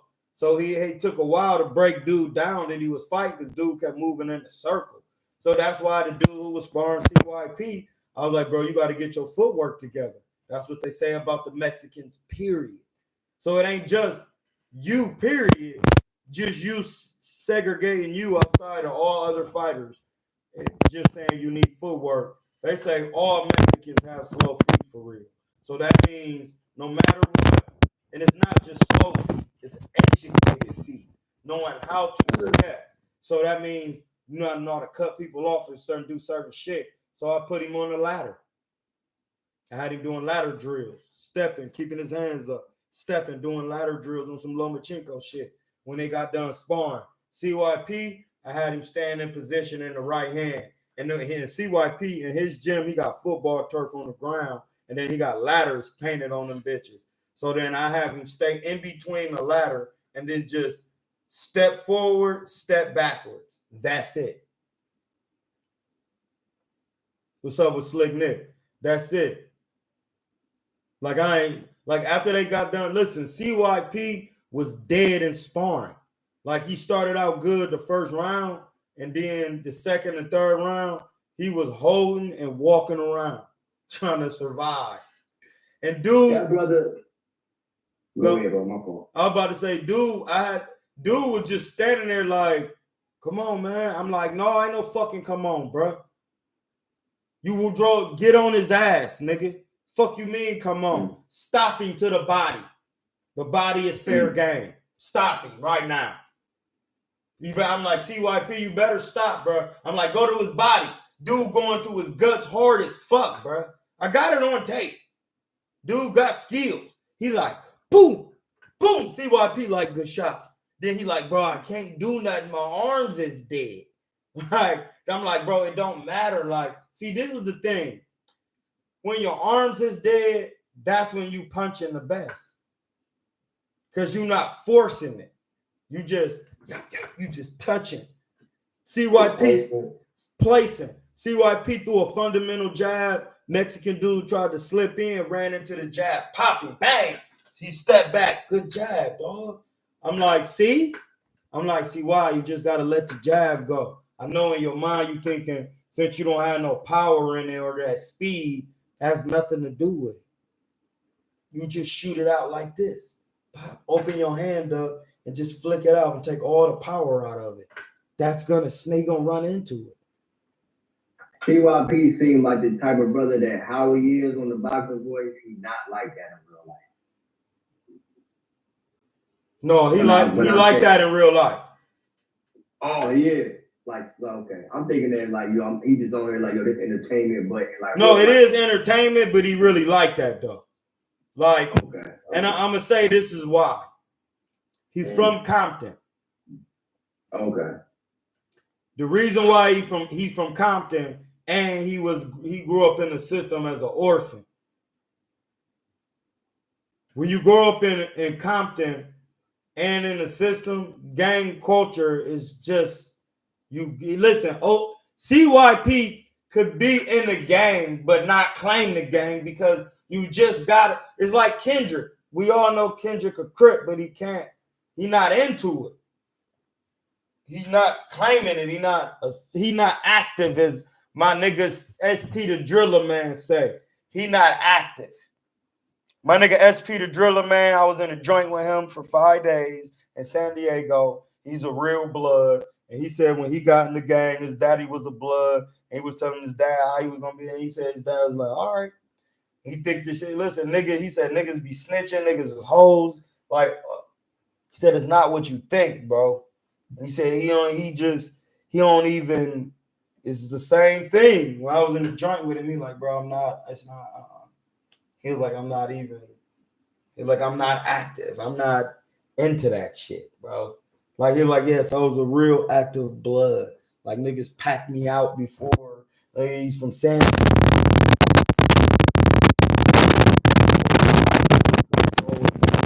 like, see why people, everything he say, he doing, like, he really not scared or nothing. Like, dude, like, he told his clients and his people, somebody's coming to work my ass today.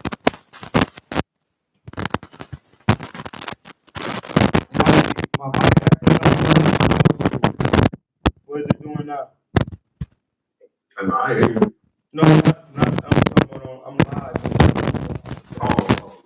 I was mad static. I don't know why it be doing that sometimes. I have to check. Yeah, I don't know if you was hitting the mic, the actual mic or the cord, or you was like, I don't know, you was wiping something or cleaning something, or you can hear the static when you be moving. Oh, okay. Well, you know, this microphone is crazy sensitive, bro. Like, it's a real good mic, and I'm in a big ass room, and I ain't got no things for reverb in here, so sometimes it be echoing, doing different little shit. Yeah, like if I get too close to it, I know what it is. I need to turn my mic down at OBS.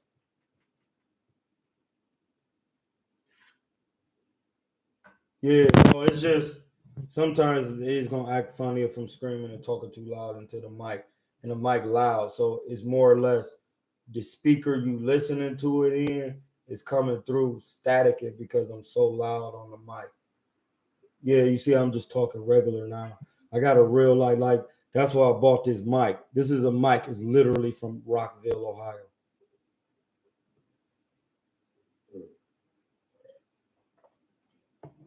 Actually got a mic box here, and I got it set up through a USB and shit and connected up. But yeah, no, it's just when I get to talking too loud, and sometimes if I put my phone close to the mic, it'll start staticking because of that feedback from the electric feedback. Jay Smith. Yo. How long you been boxing, bro? Probably like 12. You had any Pro Jones yet? 14. Jay Smith, you had some pro shit? Nah, I just helped a lot of pros out with their fight. I was kind of. You had amateurs? I didn't stay consistent enough to turn pro. Every year I'd be like, yo, I gotta you turn pro, you turn. You had any amateurs? Yeah, I just wasn't inconsistent. You had amateurs? Yeah, I had amateurs. How many amateurs? Only like 25, 26, some shit like that. You ever won a national? I had fought the New Englands over here because I'm in Boston, so I fought the New Englands, the Lowe's, Golden Glove, the Rocky Marcianos. Oh yeah, you in Boston? They really be doing it over there in New England. It's funny how they call that New England. I'm trying to tell y'all something. Listen, bro, like when I hear things, the shit I study every day, like hearing somebody say that somebody is from an area called New England in the United States should let you know something's different. Because they're not just saying it like any type of way. They saying it like New England, like in England too. Like it's the same thing as New York. It's like a foreign territory. Yeah, he got his own definitely got his own fucking like little circuit over here. And sometimes niggas get stuck in that circuit. That's what sucks about it. Once you get stuck in this circuit, it's kind of hard to get out unless you ain't really trying to venture the fuck out. But you really just gotta venture out. You gotta get up out of there, bro.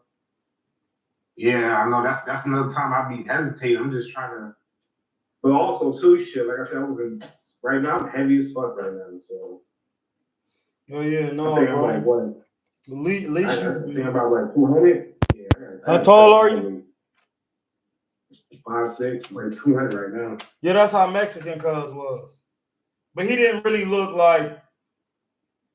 He didn't look bad at the 200. He was just like short and stocky. Like, I'm sure he could have lost the weight, but he was just short and stocky, period. He looked like Esau Cruz. So that's why the first thing I did, get your ass on the ladder. But then CYP was on the ladder doing something kind of different. But then I had him do that. I had him do that for a minute. And then I had him doing then they'll go, then they'll on the, you know how the ladder got a square? They'll put their foot in the square, and then I have Mexican cuz moving Mexican style, side to side, and then CYP just throwing the jab at him nonstop. And he just catching the jab, slipping in, slipping out, squatting down. Every time he catch the jab, I had him squat squat as he catch it. Next minute is CYP's turn. Catch the jab, slip to the side. Catch the jab, slip to the inside. Catch the jab, pull back. I had them do that for a minute each. Then they go back to the ladder. Then they go back to the jab drill. That they did that after sparring. Those drills are. I seen Canelo doing that. I said, damn, like if people just understood how important having working your defense with what a partner is, bro, you are literally mastering what you need. Like, remember when whatever happened to that Australian nigga Canelo was sparring? Remember that diesel ass Australian nigga he was sparring? You talking was that nigga Cassius or some shit? Something like it was he kind of looked like Bivol a little bit. He was in. Because I remember it was around the time where Canelo was getting in his middleweight shit, and then he was sparring. Was he short and stocky, or he was actually a big ass dude? No, he was a real middleweight boxer. He was Australian. I knew you talking. I forgot that dude's name. And he kind of like. Well, I forgot. I gotta remember his name, but I used to see the videos of him. That motherfucker is big. That's what I'm saying, bro. Now listen. Him and Canelo used to be doing drills where they would stand in inside close punching range with each other, and they would just throw like 1-2 hook, like a 1-2-3, and then drop down and throw the 7 to the body, and they'd just keep working that. And then he'll be throwing it not with the intent to hurt him, but with the intent hard enough for him to catch and block the shit. So then he'll just be going 1-2-3 body. And then 1-2-3 body, and then Canelo will be catching it. 1-2-3, catch the 1-2-3, block the body, and they'll just be doing that over and over again. My nigga, what? Like that's what I had niggas doing, not just sparring light, sparring. No, bro, y'all gonna spar for real, and then y'all gonna do like drills. Y'all gonna spar decently enough, y'all can get in shape. See, that's where the part come in. All you need is a good 3 rounds, 3 minutes. You spar that hard enough, you're going to get used to it. When are you done, you get on the drills, catching a 1, a 2, and a 3, and a hook to the body. Once you get used to catching them shots over and over and over, you don't have to teach it. They do it without you telling them. It's called memory. It's just that simple. That simple, bro. CYP was catching jabs. Listen, bro, the footage I got the day before, I know what we working on. And then the next day when he sparred, he's trying to do the shit we working on the next day. We work on the 1-2-3-2. He spar cuz he trying to throw the 1-2-3-2. That is how I know niggas is, and he trying to stay in position. He trying to. Like, that's when I know, oh, okay, yeah, the nigga, he gonna be all right. I only thought the nigga was throwing a shitty hook. I taught him the hook. It was together. One day, we threw the hook. I just got him throwing it. This is the difference. He had on the bag gloves.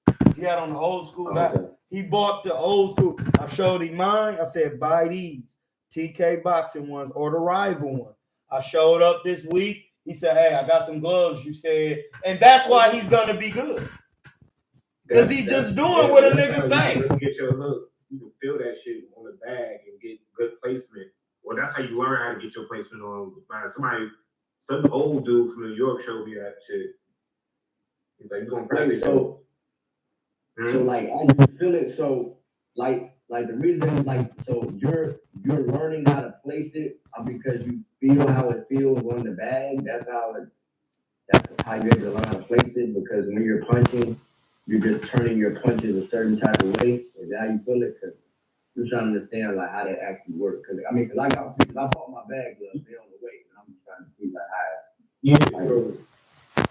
The way you can view it, because the bag glove, you can feel like your hand placement, and you can feel if you got like any disalignment in your wrist or any fucked up position that you have. You feel a lot more than. You don't hear me saying shit, do you? Go ahead, cook.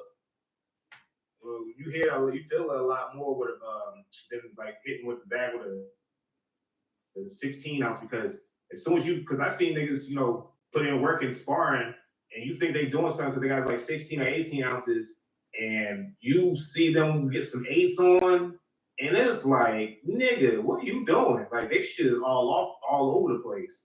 Like, they're not really learning to place punches on an actual figure. You know what I mean? So the bag was a game changer. No, listen. A lot of niggas use it. A lot.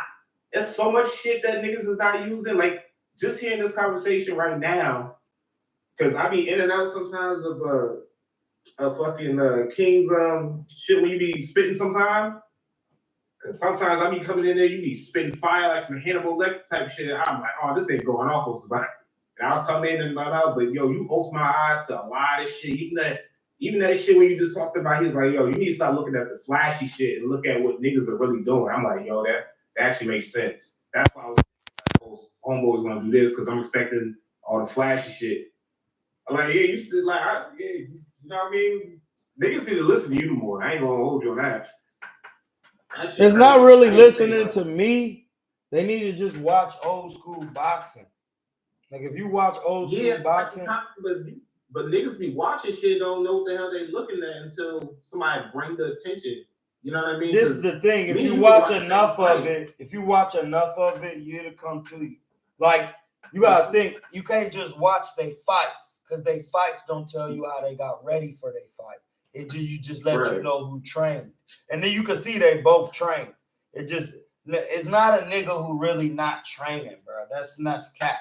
It's just he didn't train properly, or the other nigga had trained in more skills.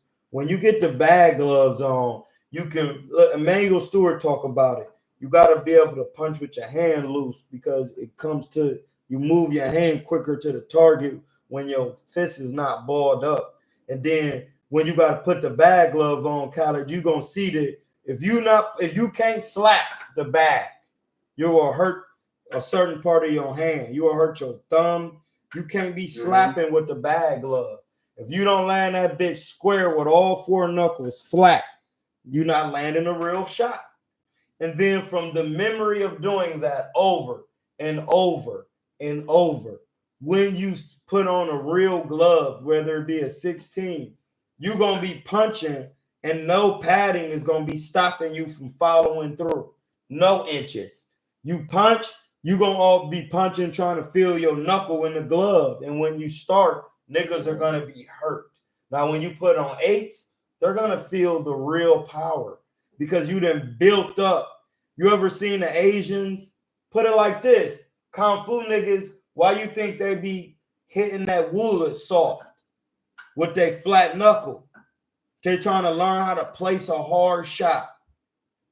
They building up their knuckle. Muay Thai niggas kick banana trees to build up their shins. When you punch with the bag gloves on, you build your knuckles up.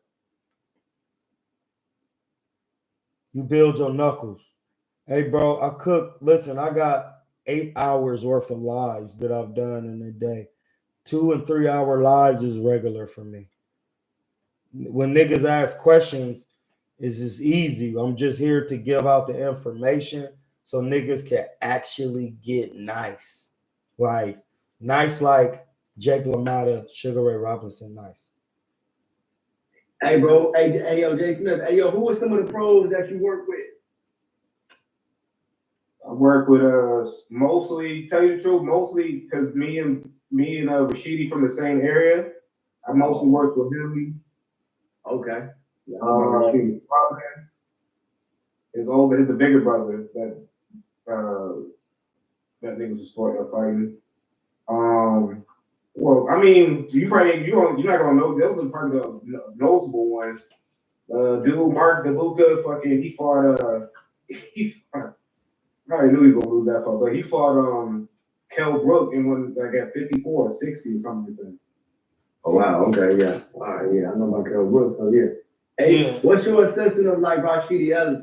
Like, I mean, well, first you, Jeff Smith. Like, was he good or like? Cause I think that video fight. Nah, he's good. I can tell you from just me getting something out of it, like he's real. Like he I think he focused way too much on speed, and so he don't really. For some reason, it just seemed like he focused so much on speed, but like if you try to box him, like if you try to like be in and out, he gonna eat you alive. So you gotta kind of like fight him and punch with him. You know what I mean? So that's why like he was able to fucking see niggas like Rashidi. I blazed them niggas in sparring. Cause I know why you saying what you saying. He ain't got no defense or no inside work. That's simple. Yeah, he don't. Listen, bro, I didn't have to see him fight a whole bunch of times. And you can't be sparring Canelo all the time. That's not good work for you. Canelo will ruin you. Like you don't want to have that mentality. And truthfully, a lot of the times when I've seen some that mostly sparring, because we'll be watching some of this shit in the gym. You can tell Canelo be mostly just working on certain shit. No, facts. Maybe going getting off. Facts. And it's like, so it's not like Canelo be going all out. They be, oh damn, he getting Canelo here. I'm like, that looks like Canelo's kind of working. No, Canelo will hurt that. That's why I say Canelo be working. Like, he just be trying to work some shit. He will just be working. Right. Rounds and he'll be like sitting there trying to catch him. Yeah, he really just be working, keeping his defense sharp. Hold on. So you say Canelo in the gym like you was there? No. So when they went to Cali to spar Canelo, they will come back and then we'll talk about it. Oh, I got you. Okay. Okay. Or we used to be watching shit. Or I'd be just like, yo, people keep y'all. Yeah, something. Listen, I already know how they be working, bro, because like somebody good as Canelo, it don't matter what you doing there, bro. You a fight. Canelo killed the nigga in sparring. Like murder? No, blood. You just heard what the fuck I said. Like niggas on some murdering for real. How many times have you ever heard y'all many niggas dying in sparring? He literally killed a nigga. They just don't talk about it. They don't talk about it because they don't talk about that shit, blood. Oh shit, that's fucking me up. But Canelo killed a nigga in sparring, bro. My advisor told me they kept it on the hush stuff. That's what I'm saying. Like, listen, bro. This boxing is not what you think. You will get your ass killed in there. That's what I'm saying. Like Rashidi is fast and he got skill, but he like the typical black fighter. Shit I be talking about. Shit I be talking about, bro. Like you gotta improve your defense ability. Like you gotta improve it. You gotta have inside work. When you say that you can't spar Canelo all the time, he'll ruin you. You mean like if you're in there trying to do hard sparring all the time, like he'll really break you down? Is that what you mean when you say that? But not at this point. He ain't even gonna break you down. He don't even care to be doing all that hard shit because he just really needs some rounds, like us saying. Like he done did so much and fought so many niggas. He just need to spar to get looks. He really just gonna catch some jabs, slip. Watch that Roberto Duran sparring on Top Rank. Watch that sparring. That'll tell you what Canelo be doing. Watch Roberto Duran sparring Nigel Benn. That'll tell you what's going on in sparring. Because when you get to that level, bro, like, unless you like Floyd, you really not gonna be really fucking niggas up in sparring. Floyd will fuck you up in sparring because he just loves sparring. He just loves boxing to the point where if you get to talking crazy, he will hurt you. Floyd will ruin you for real. Yo, speaking of like, yo, what do you think about when you thought about that fucking fight with Pacquiao and that big ass Asian nigga? Did you see that shit? Yeah, I mean, Pacquiao got that nigga is big. I'm like, nigga, Ryan Garcia, no, he was like a real middleweight. Pacquiao little though. Like an Asian Chinese nigga. Was he Chinese or Japanese? I want to say Japanese, but listen, them niggas, some of them Japanese niggas, some of them fight like Mexicans, but some of them they all kind of like, they either like Mexican-y or like Inuit. Like they really focus on angles and precise technique fundamentals and sharp shit. So like Pacquiao being in there with that type of fighter is bad. Like it's not good. Like you don't see, this is the thing. He just like boxing too. Like, and he's like, man, it's a bag. It's a bag. He don't care about losing, getting beat. They don't give a fuck. It's paid. It's an exhibition. Floyd, he ain't about to lose, but you gotta Floyd sparring or anything, glove. Floyd will ruin you, bro. Like at that level, Canelo not sparring niggas hard. He just need looks. Like, put it like this: if you had some big fights, you've been some 12 rounders, and you done sparred some Andre Wards. If you done sparred some real niggas, bro, coming up, all that hard sparring ain't gonna do shit at this point, but just blow your wad. That's what Roy Jones was talking about lately. Like, a lot of this shit coming to sparring.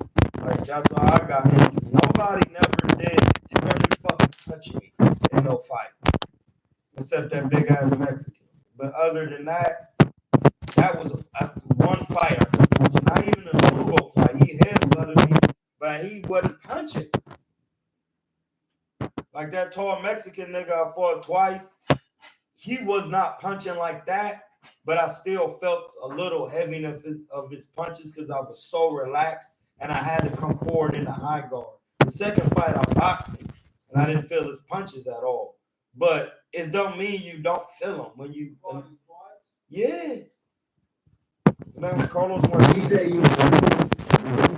When you say you boxing, what style was you boxing him in? Like when you on the back foot? The second fight, I boxed him on the back foot. The first fight, I fought him coming forward and I won a majority decision. The second fight, I boxed him on the back foot and won a unanimous decision. And that's when I knew it had nothing to do with me. It was what the judges wanted to see. And that's when I was like, oh shit. That's what really showed me like parts of the recipes of boxing. Because I use a lot of my amateurs to get ready for the pros. And then I use a lot of my pro shit early fights to assess what needs to be done early. I wasn't waiting because like I was chilling early in the fight. You know, I need to learn how to chill right now. And that's when I got the knockout I got. Because I was able to relax off rip.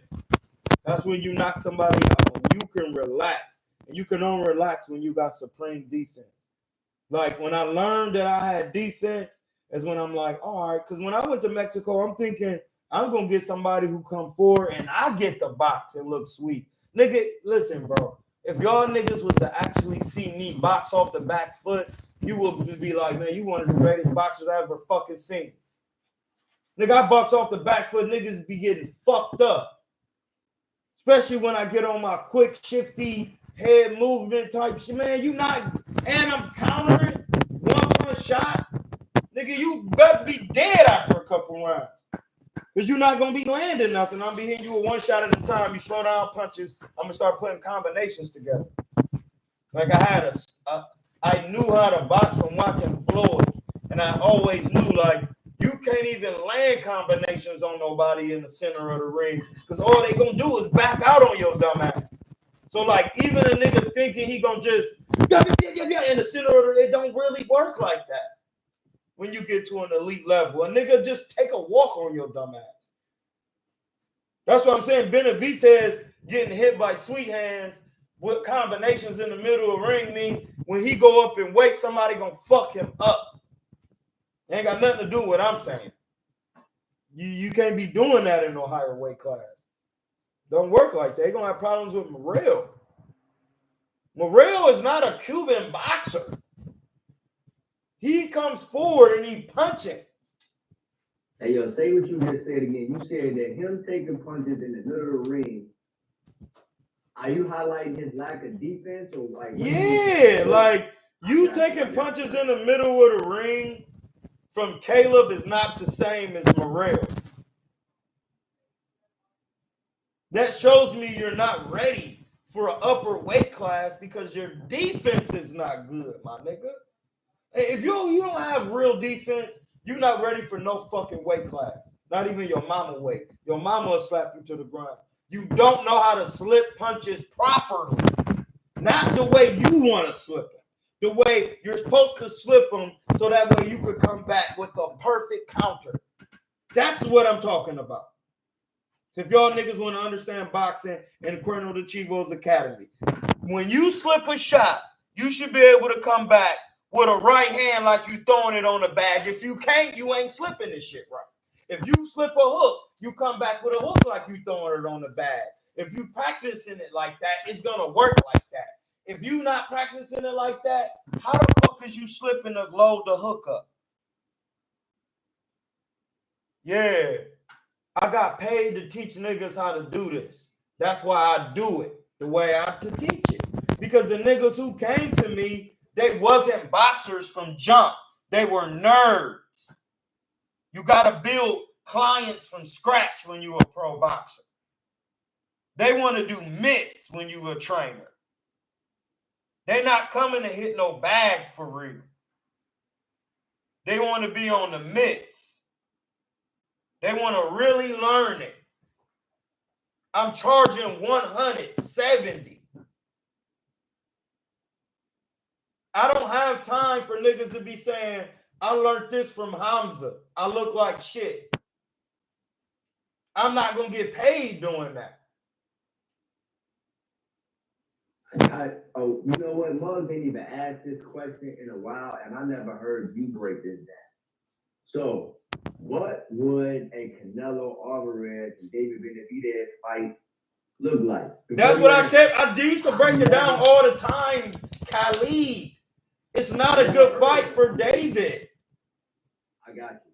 Okay. Like, put it like this. Did you see how big Berlanga was?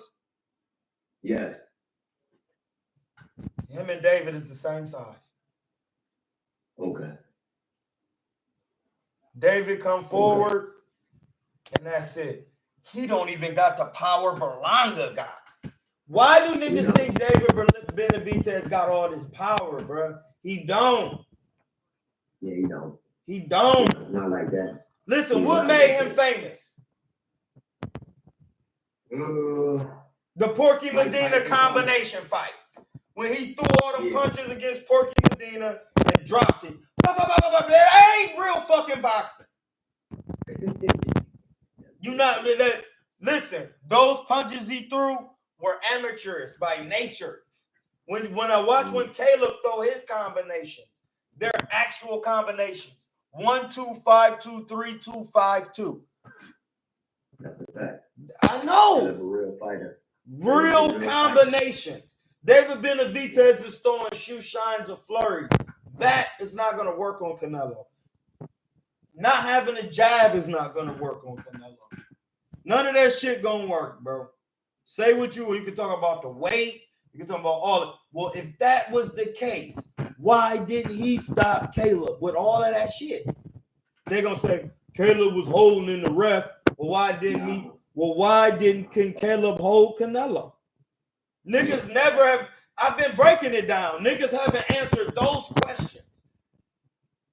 You're right. I remember now that I'm thinking about it. Yeah, niggas never answered them, so I just get off of it because that means you don't know what you're talking about. Period. It's just fair. Remember, A squared equals B squared equals C squared. So if we taking any of these niggas' boxing skill and we're pairing them against each other, we ain't talking about triangle. We talking about how niggas box, period. What trump all them styles? Canelo's defense. You can't even hold the nigga Canelo. That's a fact. You can't because I watched that Kovalev and Kovalev couldn't hold Canelo. No. Okay. Hold on. You're cooking. Kovalev couldn't hold Canelo. Neither could. It was hard for Fury to hold Usyk. Right. Now, now you get it. How you supposed to break a nigga's rhythm that you can't even hold and he's standing right in front of you? Yeah. Check hooking you in check hook range off rip. That's old school Tony Zelle shit. He can check hook off rip. All right, remember I told you being in check hook off rip and you was like, that's crazy. Off rip. Yeah. Canelo, I know if you good, if you in check hook off rip. I'ma know if you confident because in a full you gonna be in check hook off rip, check hook distance off rip. That's medium range. Yeah, that's real shit. Yeah, and he was like that with the 175. He was like that with a nigga who put down Andre Ward. It made me go back and look at Andre Ward's fight against Kovalev. Me and my nigga Aaron. When we was watching it, it really made me understand Andre Ward wasn't good defensively coming forward as it seems because Virgil didn't know how to train boxers for real. It ain't got nothing to do with me. I watched the tape. He looked like Virgil coming in and getting that fight Andre Ward was solid. I watched it. I'm not biased. He my nigga. I'm telling you to his face. There was things that hard for you. The second fight,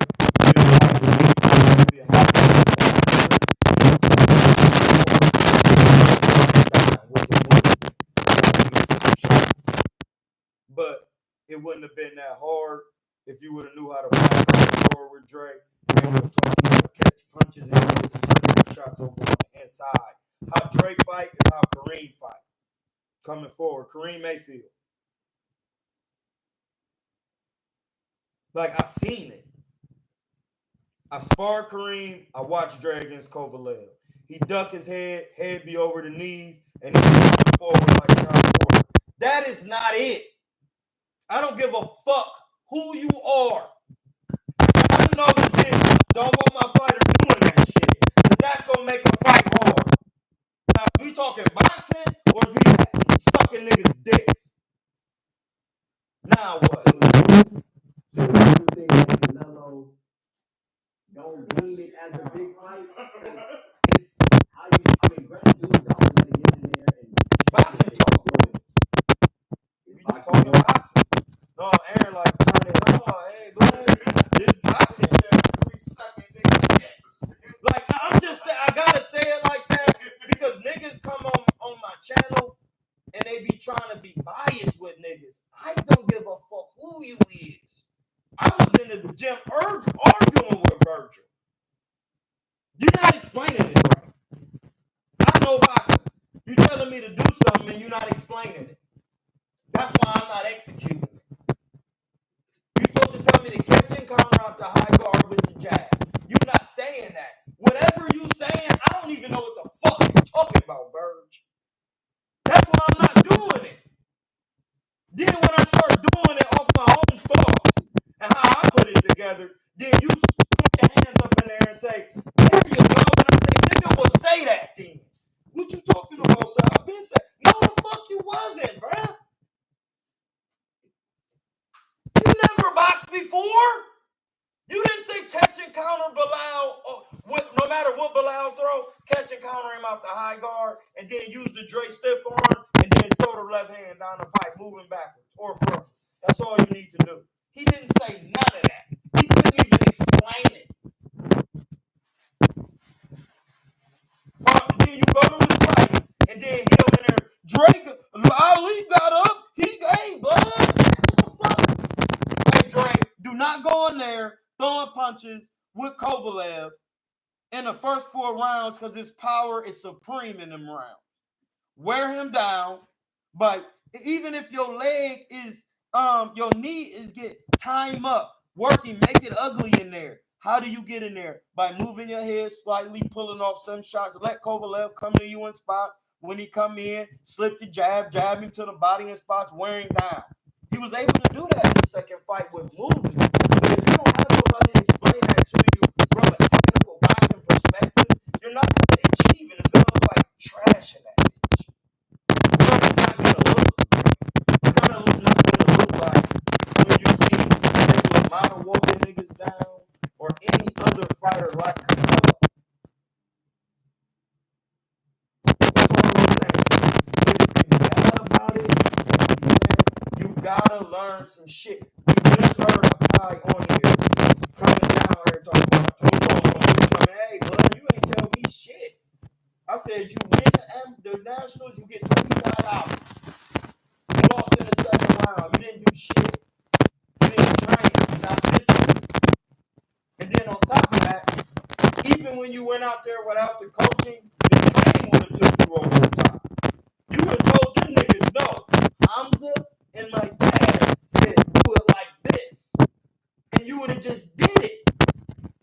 Because in his early fights, when them niggas wasn't telling him to do the shit, I know for a fact they wasn't, because the shit we worked on at EOBA when I went up there and had a damn near 4-hour session with them, they was doing all the shit I was doing.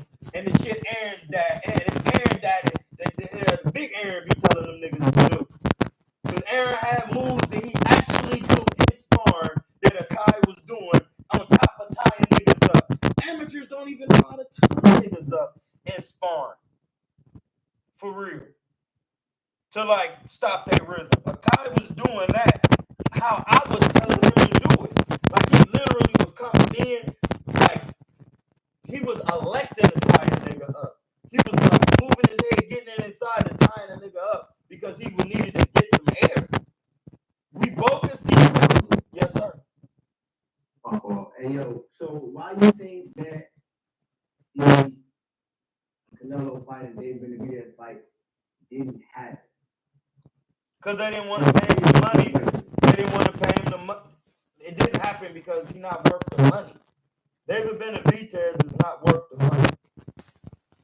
That's what I'm saying. No, that's not. It's not a thing, bro. If you're worth the money, you get the fight. Unless you're independent. If you're independent and you can do something, look, put it like this. Devin Haney and Ryan Garcia wanted to make the fight. They made the fight. He thought he was going to be able to get the A side. Listen, this is when the shit got serious. Because Devin Haney said, well, then sat me down and showed me some things.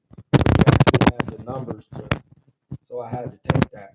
But like Jay-Z said, some niggas own 100% of nothing.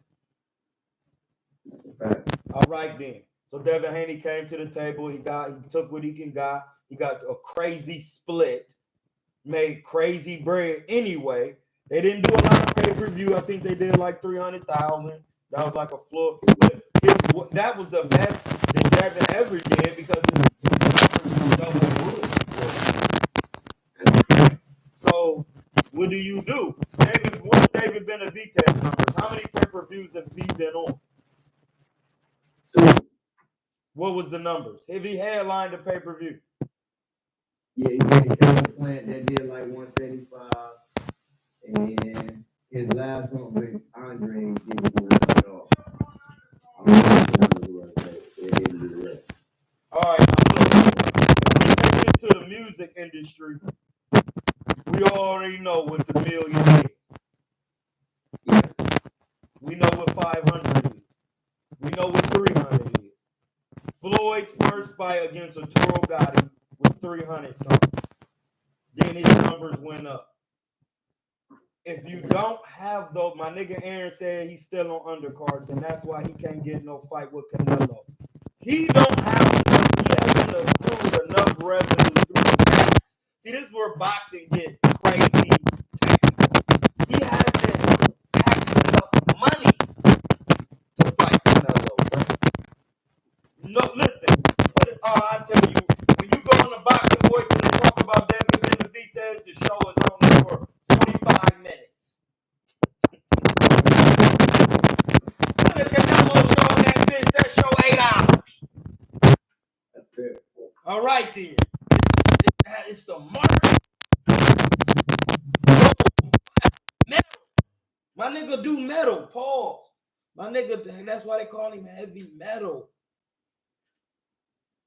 If these niggas, when this metal shit gonna get even more crazy, because then niggas gonna stop using certain metals, and then niggas gonna have to start trading in minerals for money.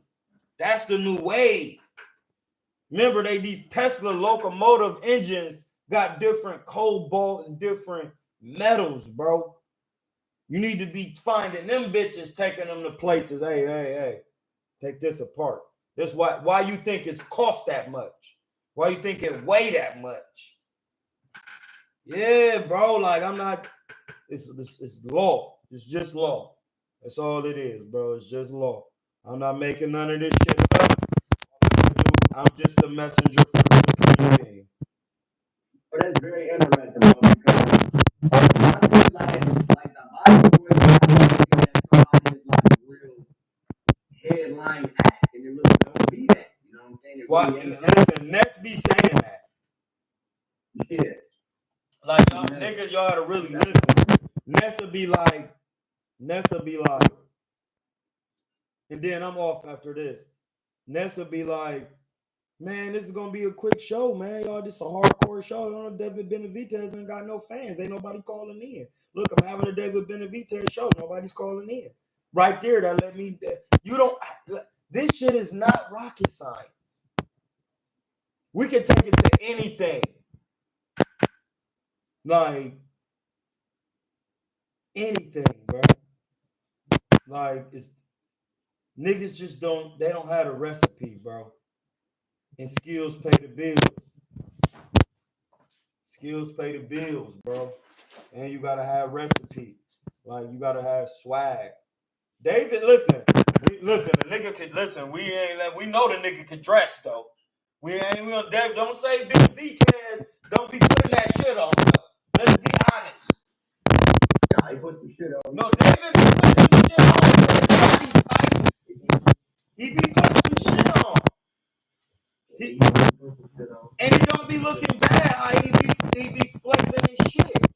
At the same time, bro, it's your skill set. Now listen, Tank be putting on that high fashion shit. Wearing satchels, they call them purses, but they really satchels. You be doing that, you be having the furs on and a different, but Tank be knocking niggas out. Technical skill. Them ain't even Rockstar clothes. That ain't Rockstar shit. Listen, that's African shit. Gucci, Louis, and African tribes like the Maasai, bro. It's no, you can just watch it.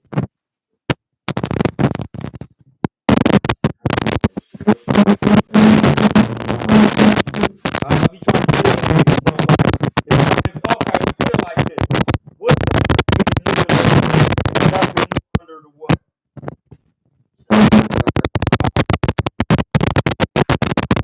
All right.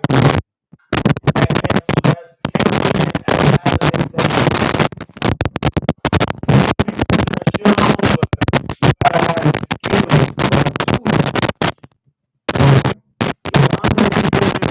on his shit.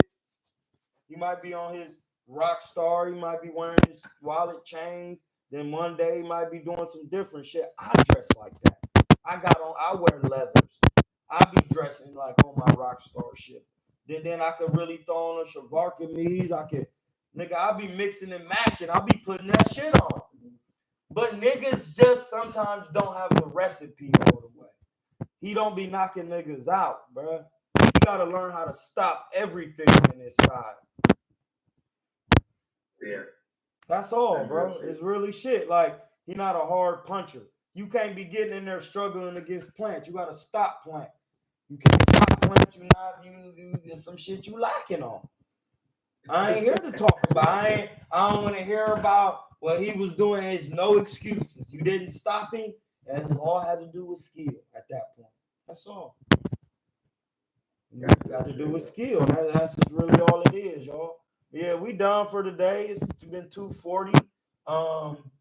Hey, listen, we in the new season, my geniuses. We in the season of. When you back on here? When you back on here? What's tomorrow? Tuesday? Yeah, Christmas Eve shit. If Norbs don't hit me for nothing tomorrow, I'll do a Christmas Eve John, because them be my best Johns, because I've been fasting. I'm gonna have to do some shrooms tomorrow. I'm gonna do my shrooms. I'm gonna do a couple shrooms and just be on my Hey, the fast. late night joints be cool because niggas don't be at work and shit. So the late night shit be kind of cool. We can just cook. All right, y'all niggas gotta let me, you know what I'm saying? Because I'm here for the streets. And I'm just cooking. It don't matter. I go on these platforms every day, but I could do the late nights. Niggas could just say, you know, if the late nights is cool, if you want, you say like anytime between after 3, after 6, you know what I mean? Yeah, after 6. Yeah, after 6. That's like 8 my time, 8, 9, shit. Yeah. And then niggas do be off work here. Like, no, I do get it. I get it. I'm gonna start doing them at first. But like, this is the thing. Ness's shit is more for like the entrepreneurs and the truck drivers.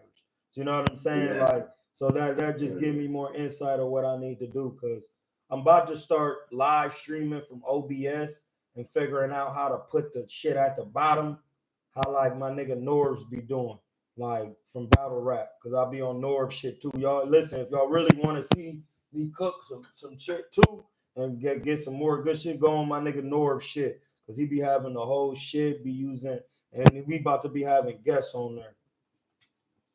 How we find this shit though? How we find this shit? That's the shit you always posting on your story? Yeah, that's Norbs, Street Star Norbs. That's his shit. Yeah, he be collabing with me. You just go with him.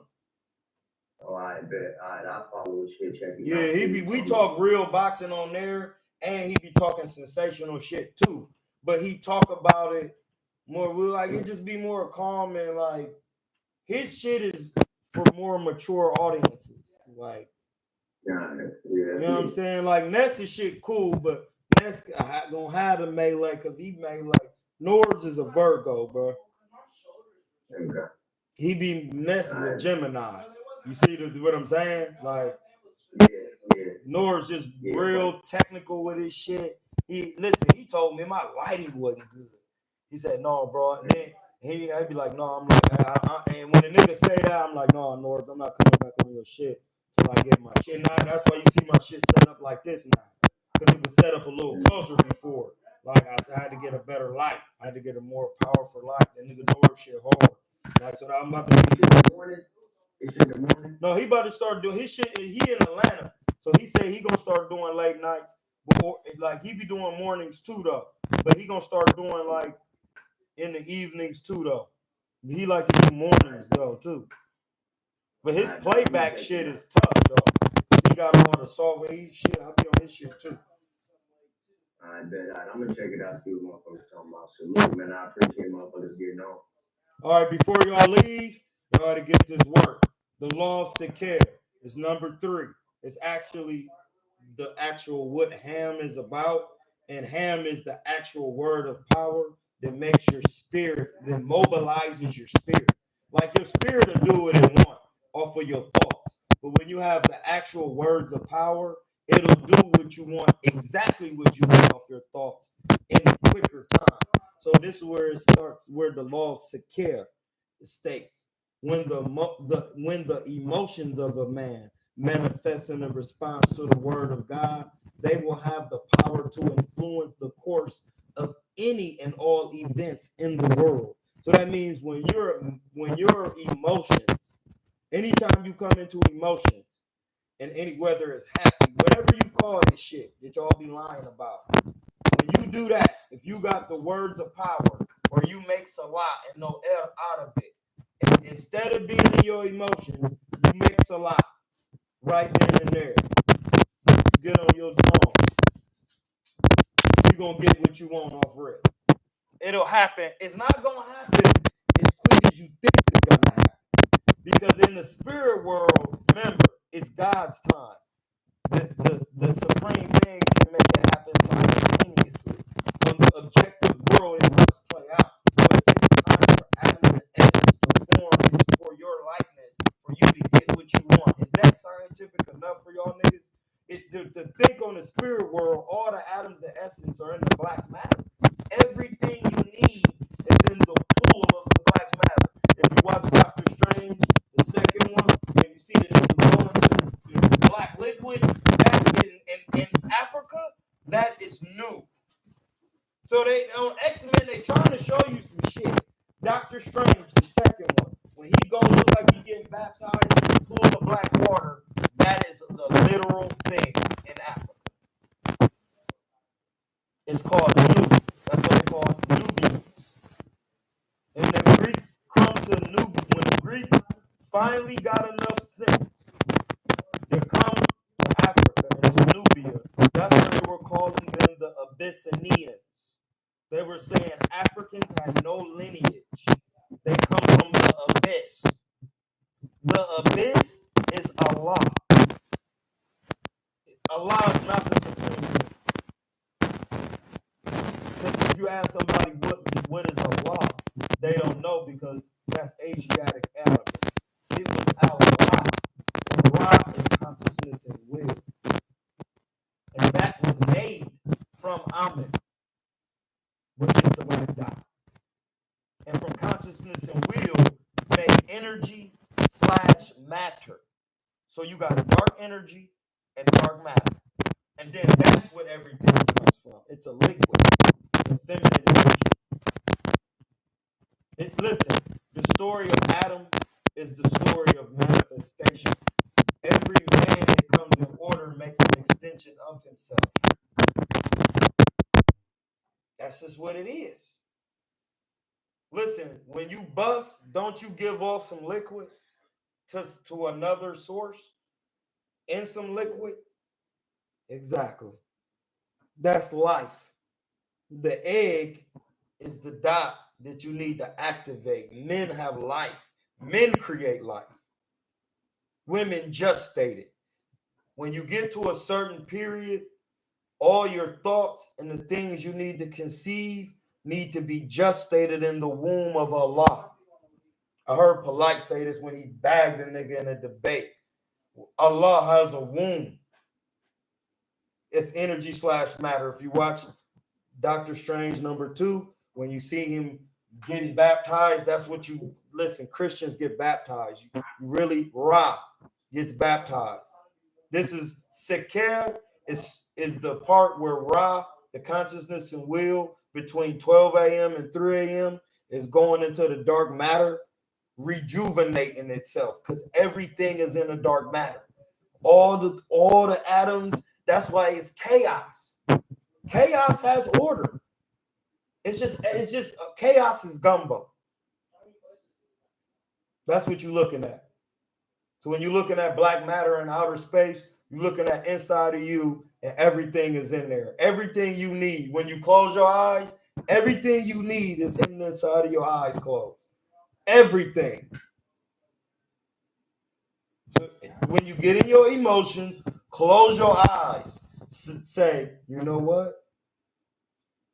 Whatever this person wants me to do, I'm going to do the opposite in righteousness. I'm going to be calm, cool, calm, and collect, and tell him the truth. Cool, calm, and collect. If he kills me over the truth, I was at peace, I'm going to be favored.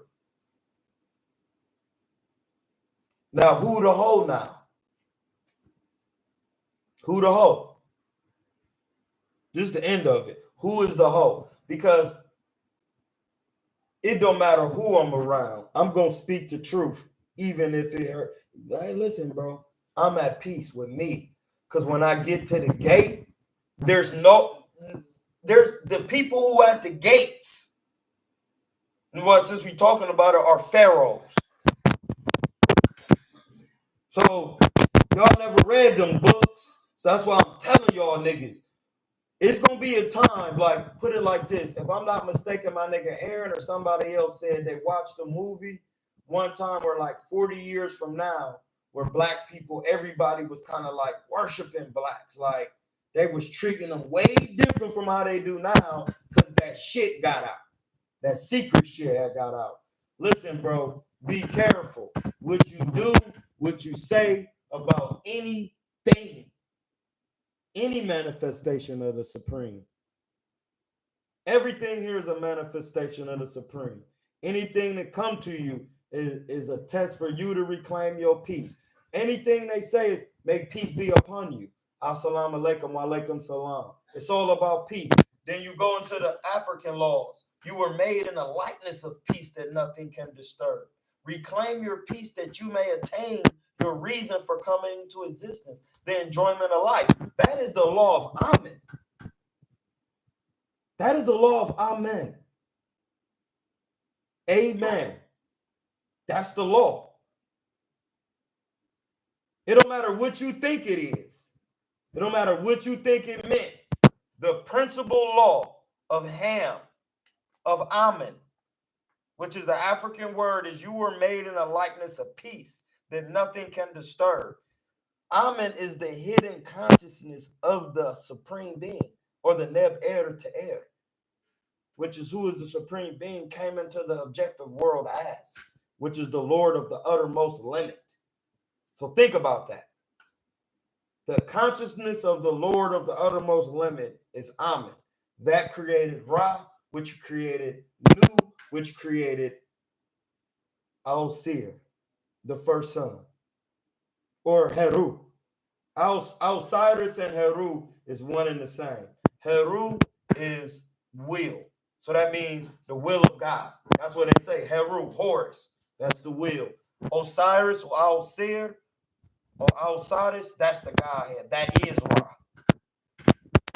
Africa talk about Osiris. Al-Sir is the Lord. Osiris is the Godhead. They just start using different names so it wouldn't confuse you. But that's it for today. That was just some African science. You know what I mean? That's African science from the Nehesu, as my nigga DS3 say. The Amu, and then the Syrians. The Tehenu, and then last Yapets. You know what I mean? So I'm in Hoodtep. Man, y'all have a good night. Get y'all rest. Make sure you in the bed between 12 and 3. If you not, you fucking up. You literally fucking up. You fucking up. You fucking up. Oh, shit. Think about this before you get off. You know it's a Supreme. You know it has a Lord. If you're going against the Lord in you for the money, that's what the Bible talks about. That's what I'm saying. I can't even escape this shit, bro. Even if in Ham's laws, even in the Bible, it say the love of money is the root. You're supposed to, as any man, you're supposed to be on a circadian rhythm. That's what I'm saying. I'm about to get off of here. It's over for me. And this is the thing. I talked about the Supreme. That's what you're supposed to be doing. So now when I go to bed, I went to bed on a good what? A good note. A good note. What is a note? No, just what is a note? A frequency. Sound and frequencies. Exactly. Or something you write down to remind yourself. A note, a frequency, light, enlightenment. Gotta go to bed on those notes, bro. Hamza. Yeah, that's why they call me Hamza. Like, listen, bro. Listen, I've studied so much that one time Then it was like, man, this nigga, hey, bro, you the king of Nubia, my nigga. You Hamza, you Ham.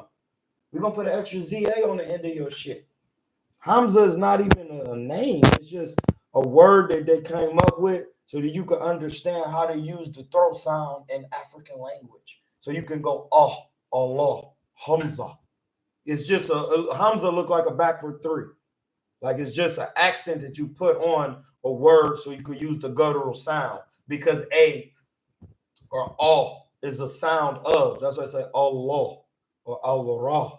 That guttural sound is a deep sound, and it is a part of a word of power that brings things into existence. I can't give y'all no more because y'all niggas ain't vegan and all of that. But you got to study sound and light. They're one and the same. And you got to understand how to use your throat chakra, which is your throat. You got to activate it by being vegan.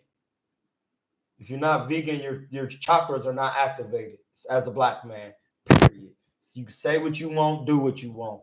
None of your shit is activated as a black man if you're not vegan, because them hams laws. Have a nice night. Dr. Sebi is alive. You don't have to long live Sebi. He already alive. Sebi is in the Egyptian book. Seb is Gabriel or Jibril in the Quran. So when he was born as Sebi, the spirit was invoked into his body off rip with the name. Do you get what I'm saying? The name is what invokes your spirit. Any name you get, do you know what your name mean, or you live into it? That's when I became Hamza.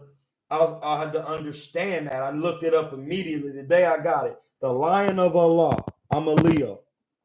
Then it's an accent. Then it's Ham.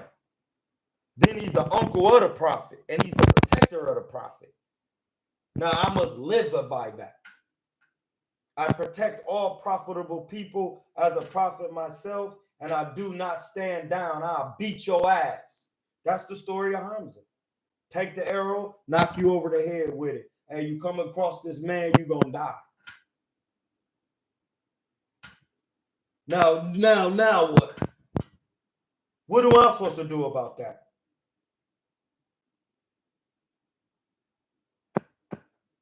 All names are good. You have to find the divinity in them and start living by them. And a mature man gives himself a name. So like somebody helped me with Hamza. And then I added parts of my other name from African culture. Amen already begins to become my name, because when somebody named me Ham, that means I have to take the throne of Egypt. So my last name must be Amen, like Tutankhamun. Amenhotep.